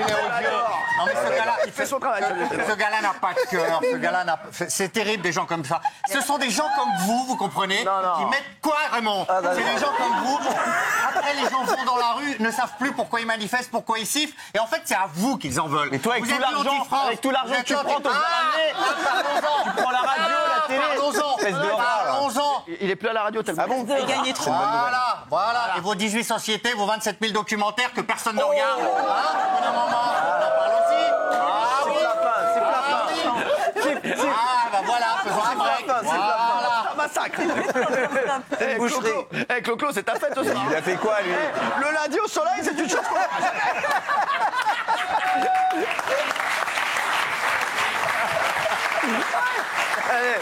Offre-lui un lisseur. Claude Guingamp, qu'est-ce qu'il prend ce soir? Non mais les documentaires, le seul documentaire qu'il a fait, c'est un film de mariage, lui, qu'est-ce qu'il raconte? Et pas le sien. Non, mais elle a pas dit non, elle a pas dit oui encore. Mais justement, c'est pas le sien. D'ailleurs, merci. Dans l'émission Le Buzz TV, Delphine Ernotte, la patronne de France Télé, était interrogée à mon sujet. Elle est revenue notamment sur mes appels durant TPMP, Delphine Ernotte. Regardez. Si Cyril Hanouna et Canal+, ça ne marche plus, est-ce que l'animateur sera le bienvenu sur les antennes de France Télévisions? C'est qu'il revient, hein. TPMP a démarré chez vous, sur France 5 en 2010. Vous n'étiez pas encore là, mais... C'est un immense talent, Cyril Hanouna. Moi, je ne partage pas toujours certaines de ses interventions sur ses antennes, ça c'est clair, mais... L'homme est un vrai homme de télévision. Voilà, c'est ça que je peux dire. Il vous appelle d'ailleurs souvent à l'antenne. Il vous laisse des messages. Est-ce que vous les écoutez? Oui, je les écoute. Mais surtout, j'évite de répondre, en fait. Non, mais évidemment, vous voyez son numéro qui s'affiche. Bien sûr, je vois Cyril Hanouna à 18h. Je me dis, ça, c'est pour passer à l'antenne. Je ne vais pas répondre. Alors déjà, je remercie Delphine Ernotte, que j'ai toujours bien aimé. Je vous l'ai toujours dit, qu'elle a été hyper sympathique. Après, voilà, moi, c'est vrai que je suis bien sur Canal+, forcément, et elle est très bien à France Télévisions. Ça marche très bien pour eux. Mais regardez, il y a Thomas Porte, je vous le dis, qui a tweeté. C'est ça que je voulais dire. Il y a 35 minutes. C'est pour ça que je vous ai mis cet extrait. Regardez Thomas Porte, naufrage de Delphine Ernotte qui ne ferme pas la porte à un retour de Cyril Hanouna sur France Télévisions. Depuis quand le service public déroule le tapis rouge à l'extrême droite? Alors déjà, depuis quand je suis d'extrême droite? Je ne savais pas. Voilà, mais merci à lui. Par contre, à la connerie, je pense qu'ils vont jamais dérouler le tapis rouge. Mais qu'est-ce qu'ils sont bêtes? Non, mais sans rigoler. Non, mais ils sont d'une bêtise. Déjà, je vous le dis, il y a peu de chance et je pense que je terminerai ma carrière dans le groupe Canal+, forcément. Donc voilà, donc Delphine, voilà, et elle, ça se passe très bien pour elle. Elle n'a pas besoin de moi, mais c'est juste qu'elle c'est une vraie professionnelle, Delphine Ernotte. Et voilà, j'ai toujours dit qu'elle était hyper sympathique. Je l'ai toujours dit ici. Voilà, j'ai eu l'occasion de la croiser. C'est vrai que c'est quelqu'un que j'aime beaucoup. Mais c'est vrai que la Thomas Porte, qui viennent encore mettre leur grain de sel, c'est insupportable. Ça n'a pas de sens, en fait. Un député qui veut faire une guerre personnelle contre un animateur télé. C'est ça. C'est un truc de dingue. C'est fou. Ils vous ont pris pour cible. Oui, mais bon, je m'en fous, moi, d'eux. C'est des délires. C'est des tricards, excusez-moi. Ça n'a aucun intérêt, ça n'a pas de sens. Ça ne repose sur rien. non, vous n'êtes pas d'extrême droite, vous invitez tout le monde, vous laissez parler et d'ailleurs, je vais porter plainte pour diffamation contre ce tweet. Voilà, le tweet, voilà. Mais oui, vous pouvez. Voilà, donc voilà, ils vont encore, voilà, ça va leur coûter encore de l'argent. Thomas Porte, je vais porter plainte pour diffamation. De toute façon, là maintenant, je laisserai rien passer. Et c'est vrai que c'est quand même des guignols. Hein. Voilà. Et je voudrais dire, Laurent Luga, parce qu'on en parlait il y a un instant, il a surtout perdu sa maman juste avant les Jeux. C'est pour ça aussi qu'il était extrêmement ému comme ça. Et je lui fais un énorme bisou à Laurent, avec qui j'ai eu l'occasion de travailler, qui est un garçon exceptionnel et que j'aime très très fort. Vraiment, il est exceptionnel. Oui, qu'est-ce que vous vouliez dire d'autre? Moi, je mais la manière dont ils ont diffusé les Jeux paralympiques et les Jeux olympiques, c'est un chef-d'œuvre, Cyril. Ouais. Toutes ces heures d'antenne avec des commentaires à chaque fois pertinents, des consultants. Franchement, on peut leur tirer un grand coup de chapeau. Je suis souvent critique, mais là, ils ont toute mon admiration. Exactement. Allez, on va parler de ce qui s'est passé également. Maïva Guénam, ciblée par des tirs au fusil. Que s'est-il passé? Maïva Guénam, vous la connaissez, hein, la candidate de télé-réalité. Maïva Guénam qui apparemment a été ciblée par des tirs à Moribuco. Qu'est-ce qui s'est passé? Alors, écoutez, ça s'est déroulé cette nuit, enfin la nuit dernière, un peu avant 1h du matin, dans un quartier assez tranquille de Marseille, en fait. Dans un domaine partagé avec des belles villas. Et c'est là qu'habite la mère de Maïva Guénam. Et Maïva était chez sa mère cette nuit-là. Et en fait, sa mère a été avertie par la société qui s'occupe du système de sécurité de la villa pour dire qu'il y avait une intrusion dans son jardin. Donc à ce moment-là, on imagine que Maïva et sa mère ont verrouillé toutes les portes et sont allées voir à la fenêtre ce qui se passait dans le jardin. Et qu'est-ce qu'elles ont vu? Eh bien, d'abord des flammes. Il y avait un incendie, la pelouse était incendiée, mais elles ont également entendu des détonations. Et donc, à ce moment-là, évidemment, elles ont prévenu la police, qui est arrivée très rapidement sur place, les pompiers aussi pour éteindre l'incendie. Et la police a trouvé des impacts de balles dans la porte d'entrée, des douilles par terre de calibre 12 mm et des résidus, si vous voulez, de type cocktail Molotov dans le jardin. Alors, évidemment, une enquête a été ouverte. Là, si vous voulez, avec les éléments que je vous ai donnés, on peut penser, Maïva Guénam, qu'elle a été victime d'un anime cambriolage de stars et tout, mais a priori, ce n'est pas du tout le mode opératoire quand vous voulez cambrioler chez quelqu'un. En général, vous ménagez un effet de surprise, vous arrivez un peu discrètement, vous vous incendiez pas sa pelouse pour le cambrioler. D'accord. Et donc, en fait, oui, alors justement, mais ce qu'envisagent les enquêteurs, c'est que ça serait possiblement un acte d'intimidation et de vengeance de la part de la DZ Mafia. C'est, si vous voulez, le plus gros cartel de drogue de Marseille qui aurait voulu intimider Maïva Guénam. Alors là, on se dit, mais quel est le lien entre Maïva Guénam, qui est sur les réseaux sociaux, et la DZ Mafia? Eh bien, en fait, c'est que Maïva Guénam, vous le savez peut-être, elle a grandi à Marseille. Et elle avait dans ses relations des personnes qui sont impliquées dans le trafic de drogue. D'ailleurs, son premier petit ami est mort à l'âge de 17 ans. Il s'est fait cribler de balles, de 23 balles, alors qu'il était au volant. Et en fait, très récemment, elle était en couple avec un homme qui s'appelle Lenny Albarello. Et en fait, leur relation était très compliquée parce que lui était jaloux, possessif, mais surtout, il était en prison puisqu'il était impliqué dans un triple meurtre, dans une affaire de trafic de stupéfiants. Et en fait, ça serait lui, la cible de la DZ Mafia, de ce cartel de drogue. Et lui, et par capillarité, tous ses proches. Sa sœur, qui hier aussi a été visée par des tirs, et Maïva Guénam et la villa de sa mère. D'autres choses? C'est un miracle qu'il n'y ait pas eu de blessés, parce qu'effectivement, les cocktails Molotov ont failli mettre le feu à toute la maison. Et en fait, il y avait eu déjà un repérage. La thèse d'Amaury aussi est accréditée par le fait que 2 hommes s'infiltrent dans le jardin, puis reviennent plus tard. Et pour le moment, la police cible plusieurs individus dans une même voiture. Donc, possiblement, il y aurait plus de 2 coupables. Orlando. Oui.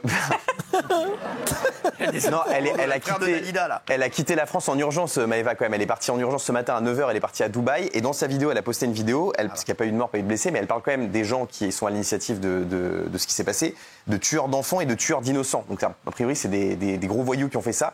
Et on lui reprocherait effectivement... Et malgré qu'on l'aime, qu'on l'aime pas, voilà, je le dis à tout. Évidemment. On peut pas, bien entendu, elle mérite pas ça. Bien sûr. On mérite évidemment. pas ça. C'est vrai qu'on est embêté pour elle, forcément. Et on lui reproche cette relation avec cet homme donc, qui est incarcéré, qu'elle aurait arrêté selon elle. Et il y a des personnes qui lui reprochent d'être encore en contact avec lui. Donc ce serait lié vraiment à la relation avec cet homme. Et Maïva a quitté la France en urgence ce matin à 9h. Alors, ce qui est un peu dommage, c'est que la police, m'a dit une source policière, comme Maïva est très occupée, elle n'a pas répondu aux sollicitations de la police et elle est partie effectivement tout de suite sans pouvoir aider à l'enquête. Merci à Maury Bucco. Bien entendu, reste avec nous les chéris. Dans un instant, je vais vous parler de cette histoire, un truc de fou. Cette histoire d'un squatteur. Le mec rentre chez lui, il trouve le squatteur avec lui, avec son pyjama, sur son canapé tranquille. On va en parler dans un instant avec Michel Marie. On parlera de ce cambrioleur en situation régulière condamné pour la 14e fois. Vous allez voir pourquoi il ne s'est pas présenté au tribunal. C'est une histoire de ouf. Enfin, franchement, reste avec nous. C'est vraiment du on marche sur la tête. Et puis, aussi, on parlera bien entendu du petit Émile, puisque la piste criminelle est de retour. On dira pourquoi dans un instant. C'est un truc de fou. Vraiment, cette affaire, c'était l'année dernière. On avait démarré l'année dernière avec l'émission avec cette affaire. Ouais. Pour le moment, Basto, des nouvelles sur l'enquête sur le petit Émile. Mais juste avant, je voudrais vous parler de 3 choses qui sont incroyables. Vraiment, quand on vous dit qu'on marche sur la tête, c'est exactement ça. Déjà, je voudrais revenir sur une info complètement ubuesque qui était arrivée cet été à Toulouse. Un squatteur a profité de la piscine d'une résidence privée pour faire un petit plouf. Malheureusement, il s'est gravement blessé à cause de la profondeur de la piscine et est devenu tétraplégique, malheureusement. C'est un truc de fou. Mais l'affaire ne s'est pas arrêtée là puisque l'homme aurait porté plainte contre les propriétaires qui auraient été retenus coupables pour négligence. C'est une histoire complètement folle, Gilles Verdez. Alors il y a 2 choses. D'abord, c'est vrai que quand vous êtes propriétaire d'un lieu, même s'il est squatté, vous êtes responsable de l'état du lieu. On devient fou. Déjà, c'est la loi. On devient fou. Donc la loi change alors. Donc la loi change. Il va avoir du travail, le nouveau garde des Sceaux. Certainement. C'est-à-dire que vous êtes responsable de l'état de ruine qui peut être causé par le manque d'entretien. Alors que tu ne peux pas rentrer chez toi. Exactement. Et que si vous rentrez par la force, vous allez être doublement condamné. Voilà. Donc ça, c'est le truc le plus hallucinant. Après, sur cette histoire, Cyril, il y a eu 2 versions. Et aujourd'hui, il y a une nouvelle version qui émerge. C'est la version de la victime qui est tétraplégique, qui aurait en fait accompagné un des locataires qui, lui, aurait eu les clés du domaine. Et il serait tombé à l'eau. Et il aurait plutôt, via son avocat, envoyé une lettre pour obtenir un dédommagement au civil qu'attaquer au pénal les responsables de la propriété. Voilà. Il y a 2 versions aujourd'hui là-dessus. Mais c'est vrai que quand on s'introduit illégalement quelque part, si on se blesse, c'est le propriétaire qui peut être condamné. C'est incroyable. Un cambrioleur en situation irrégulière. Alors je vais vous raconter cette histoire. Un étranger de 29 ans, cambrioleur récidiviste, était convoqué au tribunal de Dunkerque pour assister à son procès pour un de ses méfaits. Il n'est pas venu. Vous savez pourquoi il n'est pas venu ? Parce qu'il avait un rendez-vous administratif à la sous-préfecture dans le cadre d'une régularisation de sa situation. Non, mais c'est pas incroyable. Il n'est pas allé au tribunal parce qu'il a été jugé pour un vol, mais il était en train de se faire régulariser. Non mais Gilles Verdez, vous comprenez ça ? Là, l'histoire est totalement surréaliste. Condamné 14 fois par la justice. 14 fois, 14 fois. Donc il a 14 mentions à son casier judiciaire. Et son avocate donc est à l'audience et le tribunal dit mais il n'est pas là. Non, parce qu'il est pour un rendez-vous très important afin de prendre des empreintes, vous l'avez dit, dans le cadre d'une démarche de régularisation. Alors j'ai regardé, vous pouvez avoir plusieurs condamnations. Ça n'empêchera pas, Cyril, aujourd'hui, telle qu'est la loi, d'être régularisé. Tout dépend du motif de vos condamnations. Mais si c'est des condamnations pour, je dirais, entre guillemets, violence ordinaire ou cambriolage, ça n'empêche pas d'être régularisé. Il faut changer la loi. Il sera peut-être régularisé. Tu n'as pas à être condamné quand tu n'as pas de papier, là tu te tiens tranquille, tu n'as pas à être condamné. C'est n'importe quoi. Si les condamnations ne sont pas pour des faits très graves, ça n'empêche pas. Il n'y a pas de lien entre une condamnation et il n'y a pas de lien systématique entre des condamnations et une régularisation ou non. Bien sûr que si. Il y a des normalement, il devrait. Toi, tu parles de loi une fois de plus, mais il devrait y avoir des liens. Quelqu'un qui vient sur le sol français, qui veut être régularisé, tiens-toi tranquille, viens sur le sol français, sois exemplaire, viens travailler, viens sauver ta famille d'où tu viens, je ne sais pas d'où, peu importe. Tu ne peux pas être condamné 14 fois et rester sur le sol français. Une fois, 2 fois, 5 fois. Au bout de 5 fois, tu dois partir. Tu fais que de la merde ici. Ça fait 5 fois que tu es condamné. Barre-toi. On n'a pas besoin de toi. Tu fais du tort à tous ceux qui restent là et qui veulent rentrer pour travailler. Comme Hakim tout à l'heure. Et comme Hakim tout à l'heure qu'on a vu. Et tu as plein de gens comme ça. Et c'est là qu'on fait l'amalgame en disant plus d'étrangers dehors. Parce que tu as des mecs qui sont condamnés 14 fois. Alors, au bout de la 27e, on va lui dire c'est bon. Tu es condamné 27 fois. Allez, je te donne la nationalité. C'est bon. Tu l'as mérité. Non mais on est fous là, on est chez les fous. Raymond, 13 fois à du ferme. Ah oui. Donc 11 fois pour vol aggravé. Est-ce que vous vous rendez compte, si nous rejoignez à 20h50, le mec il avait son rendez-vous au tribunal pour être jugé et il était en train de se faire régulariser de l'autre côté. Il avait un rendez-vous pour une régularisation. Non mais quand on vous dit qu'on marche sur la tête dans ce pays, les gens, je les vois, les gens rigolent. C'est un truc de fou. Il est condamné 14 fois. Bon, donnez-lui la nationalité. Il fait des efforts. Il est condamné 14 fois. Non mais il dort. C'est quand même des efforts. C'est con de dire ça, mais il fait du tort à ceux qui viennent pour rester tranquilles. Exactement. Les mecs, attendez, c'est pas nous, hein, on fait rien, nous, c'est marqué là. Les gens, ils sont pas cons, ils le voient bien. 14 condamnations. Et l'autre, il est à la préfecture. Ouais, j'ai choisi, hein, je préfère venir ici que là-bas. J'ai pas été au tribunal là-bas parce que là-bas, ça va chauffer. Je préfère venir là pour la carte d'identité. Mais c'est dingue, c'est dingue. Avant de parler d'Émile et de tout ce qui s'est passé ce week-end, je voudrais vous raconter aussi cette histoire. De retour, ça s'est passé dans l'Oise. De retour de vacances, un homme a découvert un intrus chez lui. En fait, il rentre chez lui tranquille et il voit un gars vêtu de ses propres vêtements posé sur son canapé tranquille. Le gars était pépouze. L'individu a été condamné à 12 mois de prison et placé en détention par le tribunal de Senlis. Ce qui s'est passé, donc c'est un habitant de Beauran-sur-Oise. Donc il rentre tranquillement de vacances, Gilles. C'est un truc de fou. Il rentre chez lui. Effectivement, il voit quelqu'un sur son canapé avec ses habits, regardant sa télé. Donc là, il se dit quelque chose ne va pas. Et là, il a la présence d'esprit de sortir. Parce qu'il se dit, si l'individu est armé, je risque gros. Il sort, il revient avec un voisin et un chien. Et là, l'individu qui a occupé les lieux illégalement prend peur et s'enfuit. En s'enfuyant, il va voler quand même quelques objets, les clés de voiture, un peu de mobilier, qu'il emmène dans ses poches. Il fuit vers la gare de Beauran-sur-Oise. Il est rattrapé par les gendarmes. Et là, il va être en garde à vue. Il tente de blesser gravement le gendarme en lui portant un coup de tête. Il l'insulte. Il l'insulte. Il ne comprend pas pourquoi il est là. Voilà. Il arrive en détention provisoire. Il frappe en tentant d'étrangler un surveillant de la pénitentiaire. Il va au tribunal. Et il dit, mais je ne sais pas pourquoi je suis là. Je suis suicidaire, je suis cardiaque. Oui, j'ai eu un enfant, mais je ne sais plus avec qui. Il tente de jouer le gars totalement illuminé. Et là, le tribunal, parfois... Alors, lors de son transfert pour l'expertise, il a frappé et tenté d'étrangler le surveillant. Absolument. Il a voulu étrangler le surveillant de la pénitentiaire. Donc, il est chez quelqu'un. Il frappe un gendarme gravement, coup de tête, et il tente de surveiller, il tente d'étrangler un surveillant. Donc il est condamné à 12 mois de prison, placé en détention, voilà, et on s'aperçoit qu'il a déjà 12 condamnations, et il venait de faire la même chose quelques semaines avant dans les Yvelines. Donc voilà, c'est un multirécidiviste du squat, et voilà, 12 condamnations. Alors est-ce que c'est qui Alors, il s'appelle Hassan, il a 28 ans, voilà, il est en situation... Il fait quoi dans la vie ? Je ne sais pas, Cyril, il est en situation précaire, c'est quelqu'un de très déséquilibré. Voilà, au tribunal, ses déclarations n'avaient pas de sens. Il va passer par une expertise psychiatrique, bien entendu. Oui, absolument. Voilà. Il consomme beaucoup de stupéfiants et d'alcool. Exactement. Voilà. Il était ivre au moment des faits. Alors le propriétaire s'est exprimé. C'est très impressionnant de rentrer de vacances et de trouver quelqu'un chez soi. Quand je l'ai vu, je suis sorti car je ne savais pas s'il était armé ou non. Je suis revenu. Voilà, j'ai gardé mon calme. Je pense qu'il était chez moi depuis plusieurs jours. Il était chez lui tranquille pendant plusieurs jours, pépouze sur le canapé. Voilà, je crois qu'il regardait les JO tranquille. Avec voilà. Il est du PSG. Il était originaire d'Aulnay-sous-Bois. Il tourne comme ça de résidence en résidence. C'est incroyable. Il est 20h53. On est en direct dans un instant. Mort du petit Émile pour le procureur. La piste criminelle est encore d'actualité. On va revenir là-dessus dans un instant. Pour le moment, mort d'un employé municipal à Grenoble, tué par balle après avoir tenté d'empêcher l'auteur d'un accident de la route de s'enfuir. Alors ça, ce week-end encore, Michel, est-ce que vous pouvez nous raconter cette affaire qui nous a encore rendu fous ce week-end ? C'est une histoire incroyable, hallucinante, ahurissante. Lilian Dejean, c'est son nom, 49 ans. Il est agent municipal à la mairie de Grenoble. Il est père de 2 enfants. Il prend son service à 7h à la mairie. Il s'occupe de la voirie. Et là, il arrive juste après. Il n'est pas témoin direct, mais il y a un carton sur le boulevard Jean Pin à Grenoble. C'est juste en face de la mairie.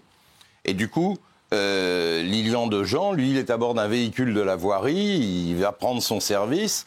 Et son premier réflexe, il y a en fait une voiture bleue qui est arrivée à toute vitesse et qui a tamponné une voiture conduite par une femme d'un certain âge qui était arrêtée au feu rouge. Donc choc arrière. Les 2 voitures sont littéralement explosées. Et donc cet employé municipal va tout d'abord voir s'il peut aider. Il voit la femme qui est au volant de sa voiture exploser. Elle va à peu près bien, en tout cas elle n'est pas blessée. Et à ce moment-là, il se retourne vers le véhicule, donc l'Audi RS bleu qui a provoqué l'accident. Et là, il s'aperçoit que le conducteur de ce véhicule est en train de s'enfuir. Et donc, il va le rattraper et ils vont avoir une altercation tous les deux. Il dit, mais non, vous avez provoqué un accident, vous ne prenez pas la fuite, etc. Et à ce moment-là, l'individu a sorti une arme de poing, un 9 mm, et il a tiré 2 balles au niveau du thorax. Et Lilian Dejean, donc... Il y a eu l'hommage aujourd'hui et je peux vous dire que c'était très, très émouvant. Bien sûr. C'est vraiment. Et alors, le tueur a été identifié. Hein. Alors, le tueur a été identifié. La police judiciaire de Grenoble a été très rapide. Le véhicule est un véhicule de. C'est un véhicule. C'est quoi? Il est né en majeur, il est né en 1999, je crois. Il serait déjà connu des services de police. Déjà connu des services de police, prénommé Abdoul. Il y a eu des perquisitions hier. Ils ont été effectivement très vite. Et il avait une voiture immatriculée en Pologne. Voilà. Alors, les voitures immatriculées en Pologne, ça permet souvent d'empêcher de remonter la filière si on commet un délit routier ou si on transporte de la drogue, ce qui n'est sans doute pas le cas ici. Mais je veux dire, ça permet de dissimuler. Voilà. Donc la voiture était immatriculée en Pologne. Et cet employé municipal, c'est dramatique parce que, en fait, tout le temps dans sa vie, il faisait preuve d'altruisme. C'était un syndicaliste, il aidait les autres. Et là, il a voulu faire, il allait au boulot, il a voulu faire ce qu'il faisait toujours, c'est-à-dire aider. Voilà. Et il est mort pour ça. Bon. Non, mais c'est faux. Alors, la réaction du maire aussi a fait énormément réagir Éric Piolle, Gilles Verdez. Hein. Oui, parce que le maire a un peu assimilé ça, un règlement de compte, ça paraissait un peu léger. Il a dû faire machine arrière, voilà. Donc du coup, il s'est expliqué, il a critiqué la fachosphère, mais ses premières déclarations qui parlaient d'une balle perdue dans les règlements de compte.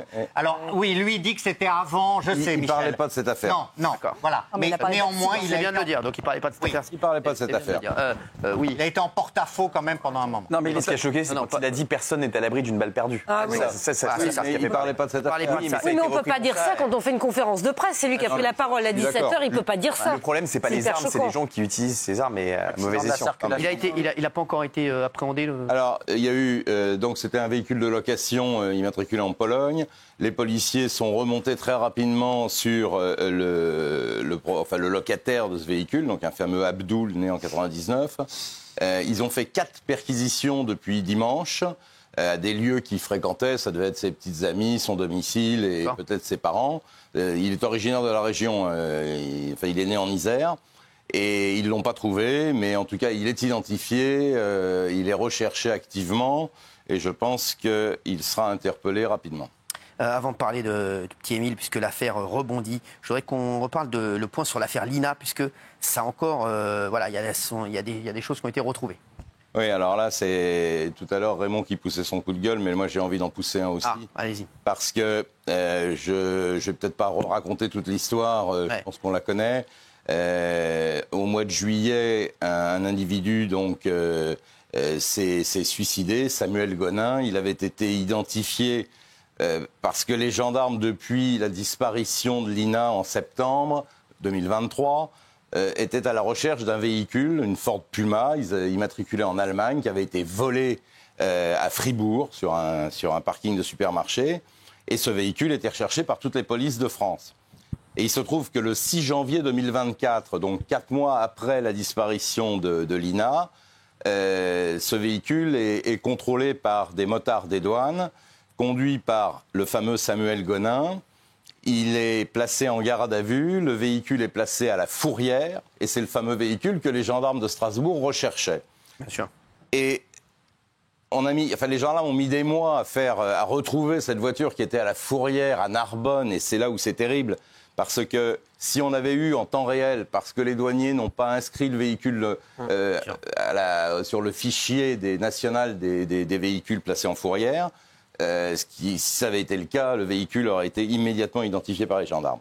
Et du coup, quand les gendarmes retrouvent enfin ce véhicule en fourrière, le temps de remonter sur la procédure sur le fameux Samuel Gonin, quand ils arrivent à son domicile, ils découvrent qu'il s'est suicidé. Et ils saisissent donc ce véhicule, ils vont le récupérer à Narbonne, ils le mettent au laboratoire, ils extraient de l'ADN, et c'est là où ça devient intéressant, c'est que non seulement ils trouvent un ADN de contact sur le siège arrière droit, au niveau de la ceinture de sécurité, c'est-à-dire c'est un ADN de contact, de la transpiration, où elle a utilisé cette ceinture de sécurité à l'arrière, ce qui pose quand même une vraie question, c'est pourquoi est-elle à l'arrière du véhicule ? Il y a le conducteur, logiquement, elle aurait dû être sur le siège avant. Donc ça peut éventuellement laisser penser qu'il y avait un complice. Ça, c'est le premier point. Et le deuxième point, et c'est là où je suis en colère, c'est que toutes ces erreurs qui ont été commises et qui ont retardé la découverte de ce véhicule, dans le véhicule, les gendarmes de Strasbourg ont retrouvé le sac à main de Lina. Ce qui veut dire que si en janvier, les gendarmes avaient eu cette information, c'était réglé. Ils avaient Samuel Gonin qui était au volant de cette voiture et qui aurait été gardé d'ailleurs à ce moment-là, et on saurait peut-être ce qui est arrivé à Lina. Donc cette petite erreur de ne pas inscrire le véhicule dans le fichier national, c'est vraiment la grosse bourde. On va parler maintenant, juste 2 petites secondes, j'ai vu, avant de parler du petit Émile, pour nos téléspectateurs, j'ai vu qu'il y avait la carte d'identité du meurtrier présumé de Lilian Dejean, donc l'employé municipal, qui tournait sur les réseaux sociaux. C'est normal, ça? Alors, non, c'est pas normal. C'est une tendance qu'on retrouve en ce moment dans plein d'affaires. Je voulais en parler aux téléspectateurs. C'est vrai que certain Abdoul D, voilà, parce que maintenant je sais son nom, je sais, voilà, il y a sa carte d'identité qui tourne sur les réseaux. Vous savez, dans d'autres affaires qu'on évoque ici en ce moment, il y a des gens qui dévoilent des identités de suspects, il y a des gens qui donnent des indices, etc. Alors, ces gens sans doute croient bien faire, je ne sais pas. Mais en tout cas, il faut pas le faire parce qu'il y a des familles qui après sont mises en danger. Il peut y avoir des gens qui n'ont rien à voir, je vois ça, je voulais en parler aux téléspectateurs. Qui sont ses proches et qui n'ont rien, qui ne savent pas du tout, qui peuvent être harcelés. On a vu dans des affaires récentes des enfants de présumés coupables ou de coupables harceler les enfants strictement pour rien. Donc voilà. Donc non, ce ne sont pas des méthodes et ce n'est pas légal. On va parler maintenant de la mort du petit Émile. La mort du petit Émile, alors si vous nous rejoignez à 21h02, c'est vraiment l'affaire qui nous a le plus marqué la saison dernière. Le petit Émile, on va revenir sur cette affaire. Et il y a du nouveau, parce qu'on croyait que l'affaire était réglée, mais pas du tout. Alors on va revenir d'abord sur cette affaire. On se rappelle, ça se passe dans le village du Haut-Vernay. Et il y a énormément encore de déclarations du grand-père, etc. Et puis, il y a de nouveaux éléments dans l'enquête. J'aimerais qu'on revienne là-dessus. Et ensuite, vous allez nous donner les nouveaux éléments de l'enquête. Vous avez perdu quelque chose. Merci. Allez-y. Alors, le petit Émile, le 8 juillet 2023, vers 17h30, disparaît du domicile de ses grands-parents. D'importantes recherches sont lancées. Il reste introuvable. Et l'enquête piétine un long moment. Elle piétine toujours, du reste. Différentes pistes sont envisagées, sans résultat, jusqu'au 30 mars, où une randonneuse découvre un crâne à l'occasion d'une de ses promenades.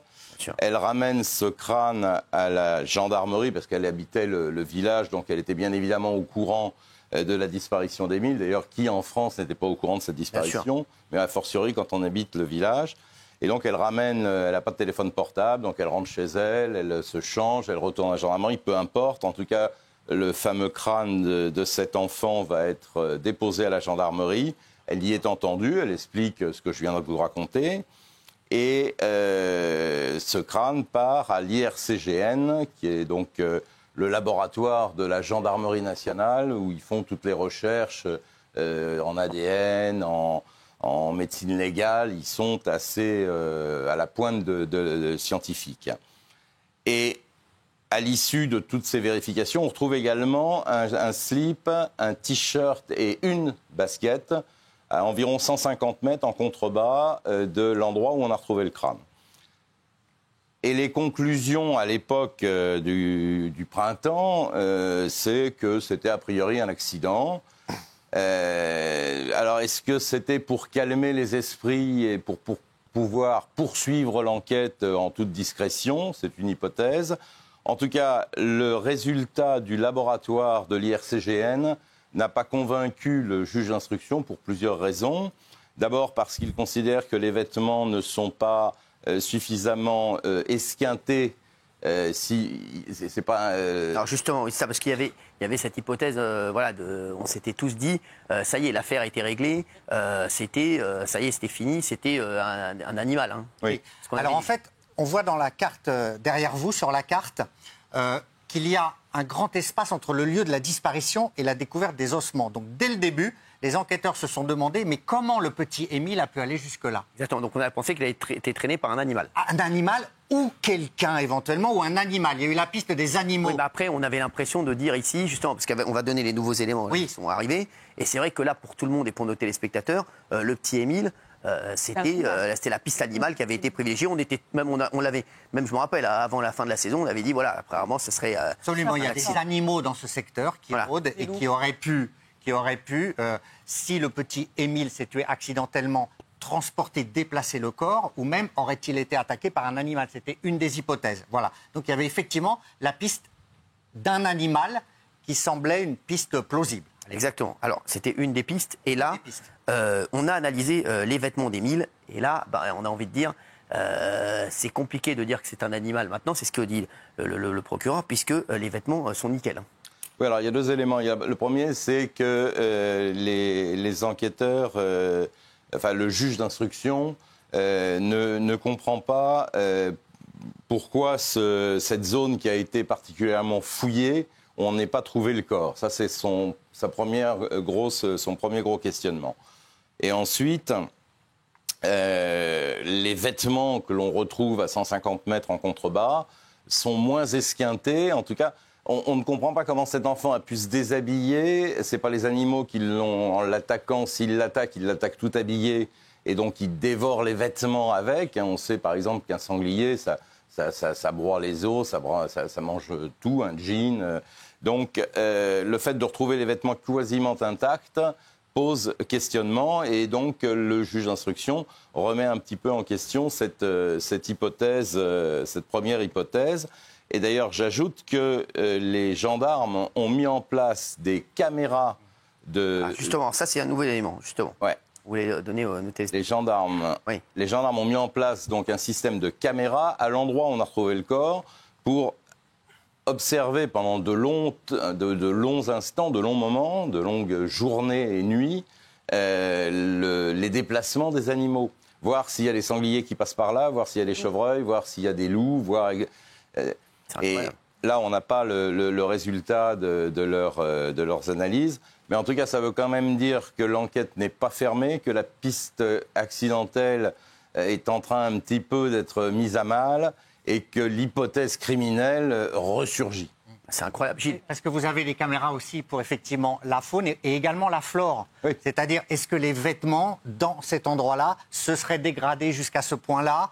Est-ce que la grande question finalement, c'est est-ce que les ossements du petit Émile ont été déplacés ? Et s'ils ont été déplacés, par qui ? Derrière qui il peut y avoir une personne humaine, d'où le fait que la piste criminelle ne soit pas écartée, ou un animal. Mais est-ce qu'il a été déplacé ? Comment est-il arrivé jusque-là ? Comment a-t-il pu marcher dans cette zone escarpée ? Est-ce qu'il est arrivé tout seul ? Est-ce qu'il est tombé ? Pourquoi est-il parti ? Donc il y a encore beaucoup de questions.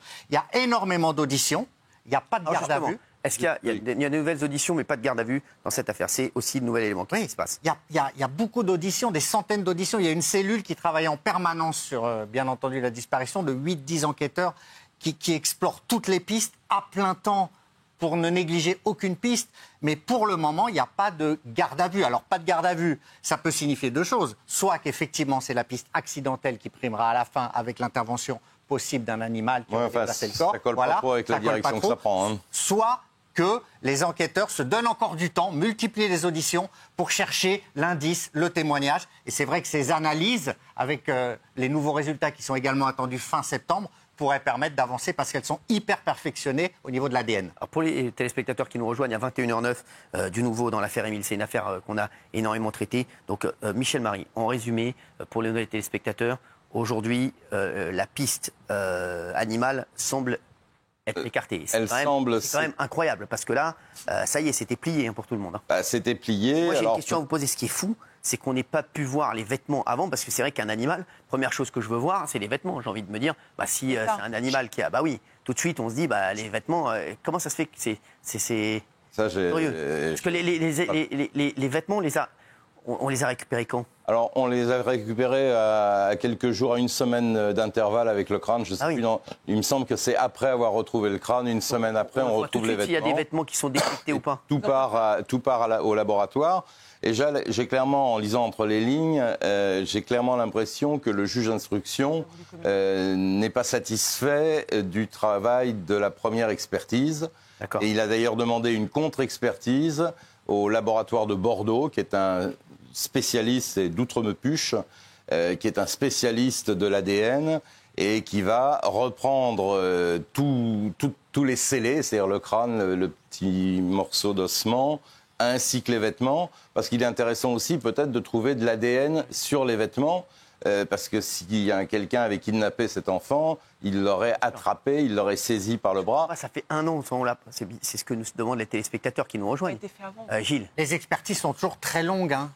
Cyril. Là, on est dans le cas où les vêtements, on saura fin septembre. Donc, comme il y a eu une première expertise, normalement, l'IRCGN, c'est un laboratoire ultra perfectionné. S'il y a eu un hiatus, si les enquêteurs ne sont pas satisfaits ou estiment que quelque chose leur a peut-être échappé, ils refont des analyses. Moi, j'ai une question là, on saura. extrêmement importante pour vous, Michel. Une question que beaucoup de gens me posent, et beaucoup de téléspectateurs. Il est 21h11, on est en direct. Il y a beaucoup de gens qui disent, s'il y a un secret dans ce village, forcément, est-ce qu'on le sent? Est-ce qu'on sent que les personnes de ce village, parce que c'est un tout petit village, savent ce qui s'est passé? Parce qu'on a l'impression que c'est vrai que c'est vraiment, il y a une chape de plomb. 2 choses. Je ne peux pas répondre de façon catégorique à cette question. Ce que je sais, c'est que les gendarmes dans ces petits villages sont très bien renseignés. D'accord. Ils ont des sources de partout, tout le monde est copain avec eux. Enfin, ils ont une maîtrise, un tissage, un maillage dont ils ont vraiment la technicité. Après, est-ce que quelqu'un sait? J'en sais rien. Mais oui, c'est possible, évidemment. En tout cas, ça va rebondir dans les prochaines heures, prochains jours, c'est sûr. Merci d'avoir été avec nous sur C8. Tout de suite, c'est Magellan sur C8. Merci d'avoir été avec nous.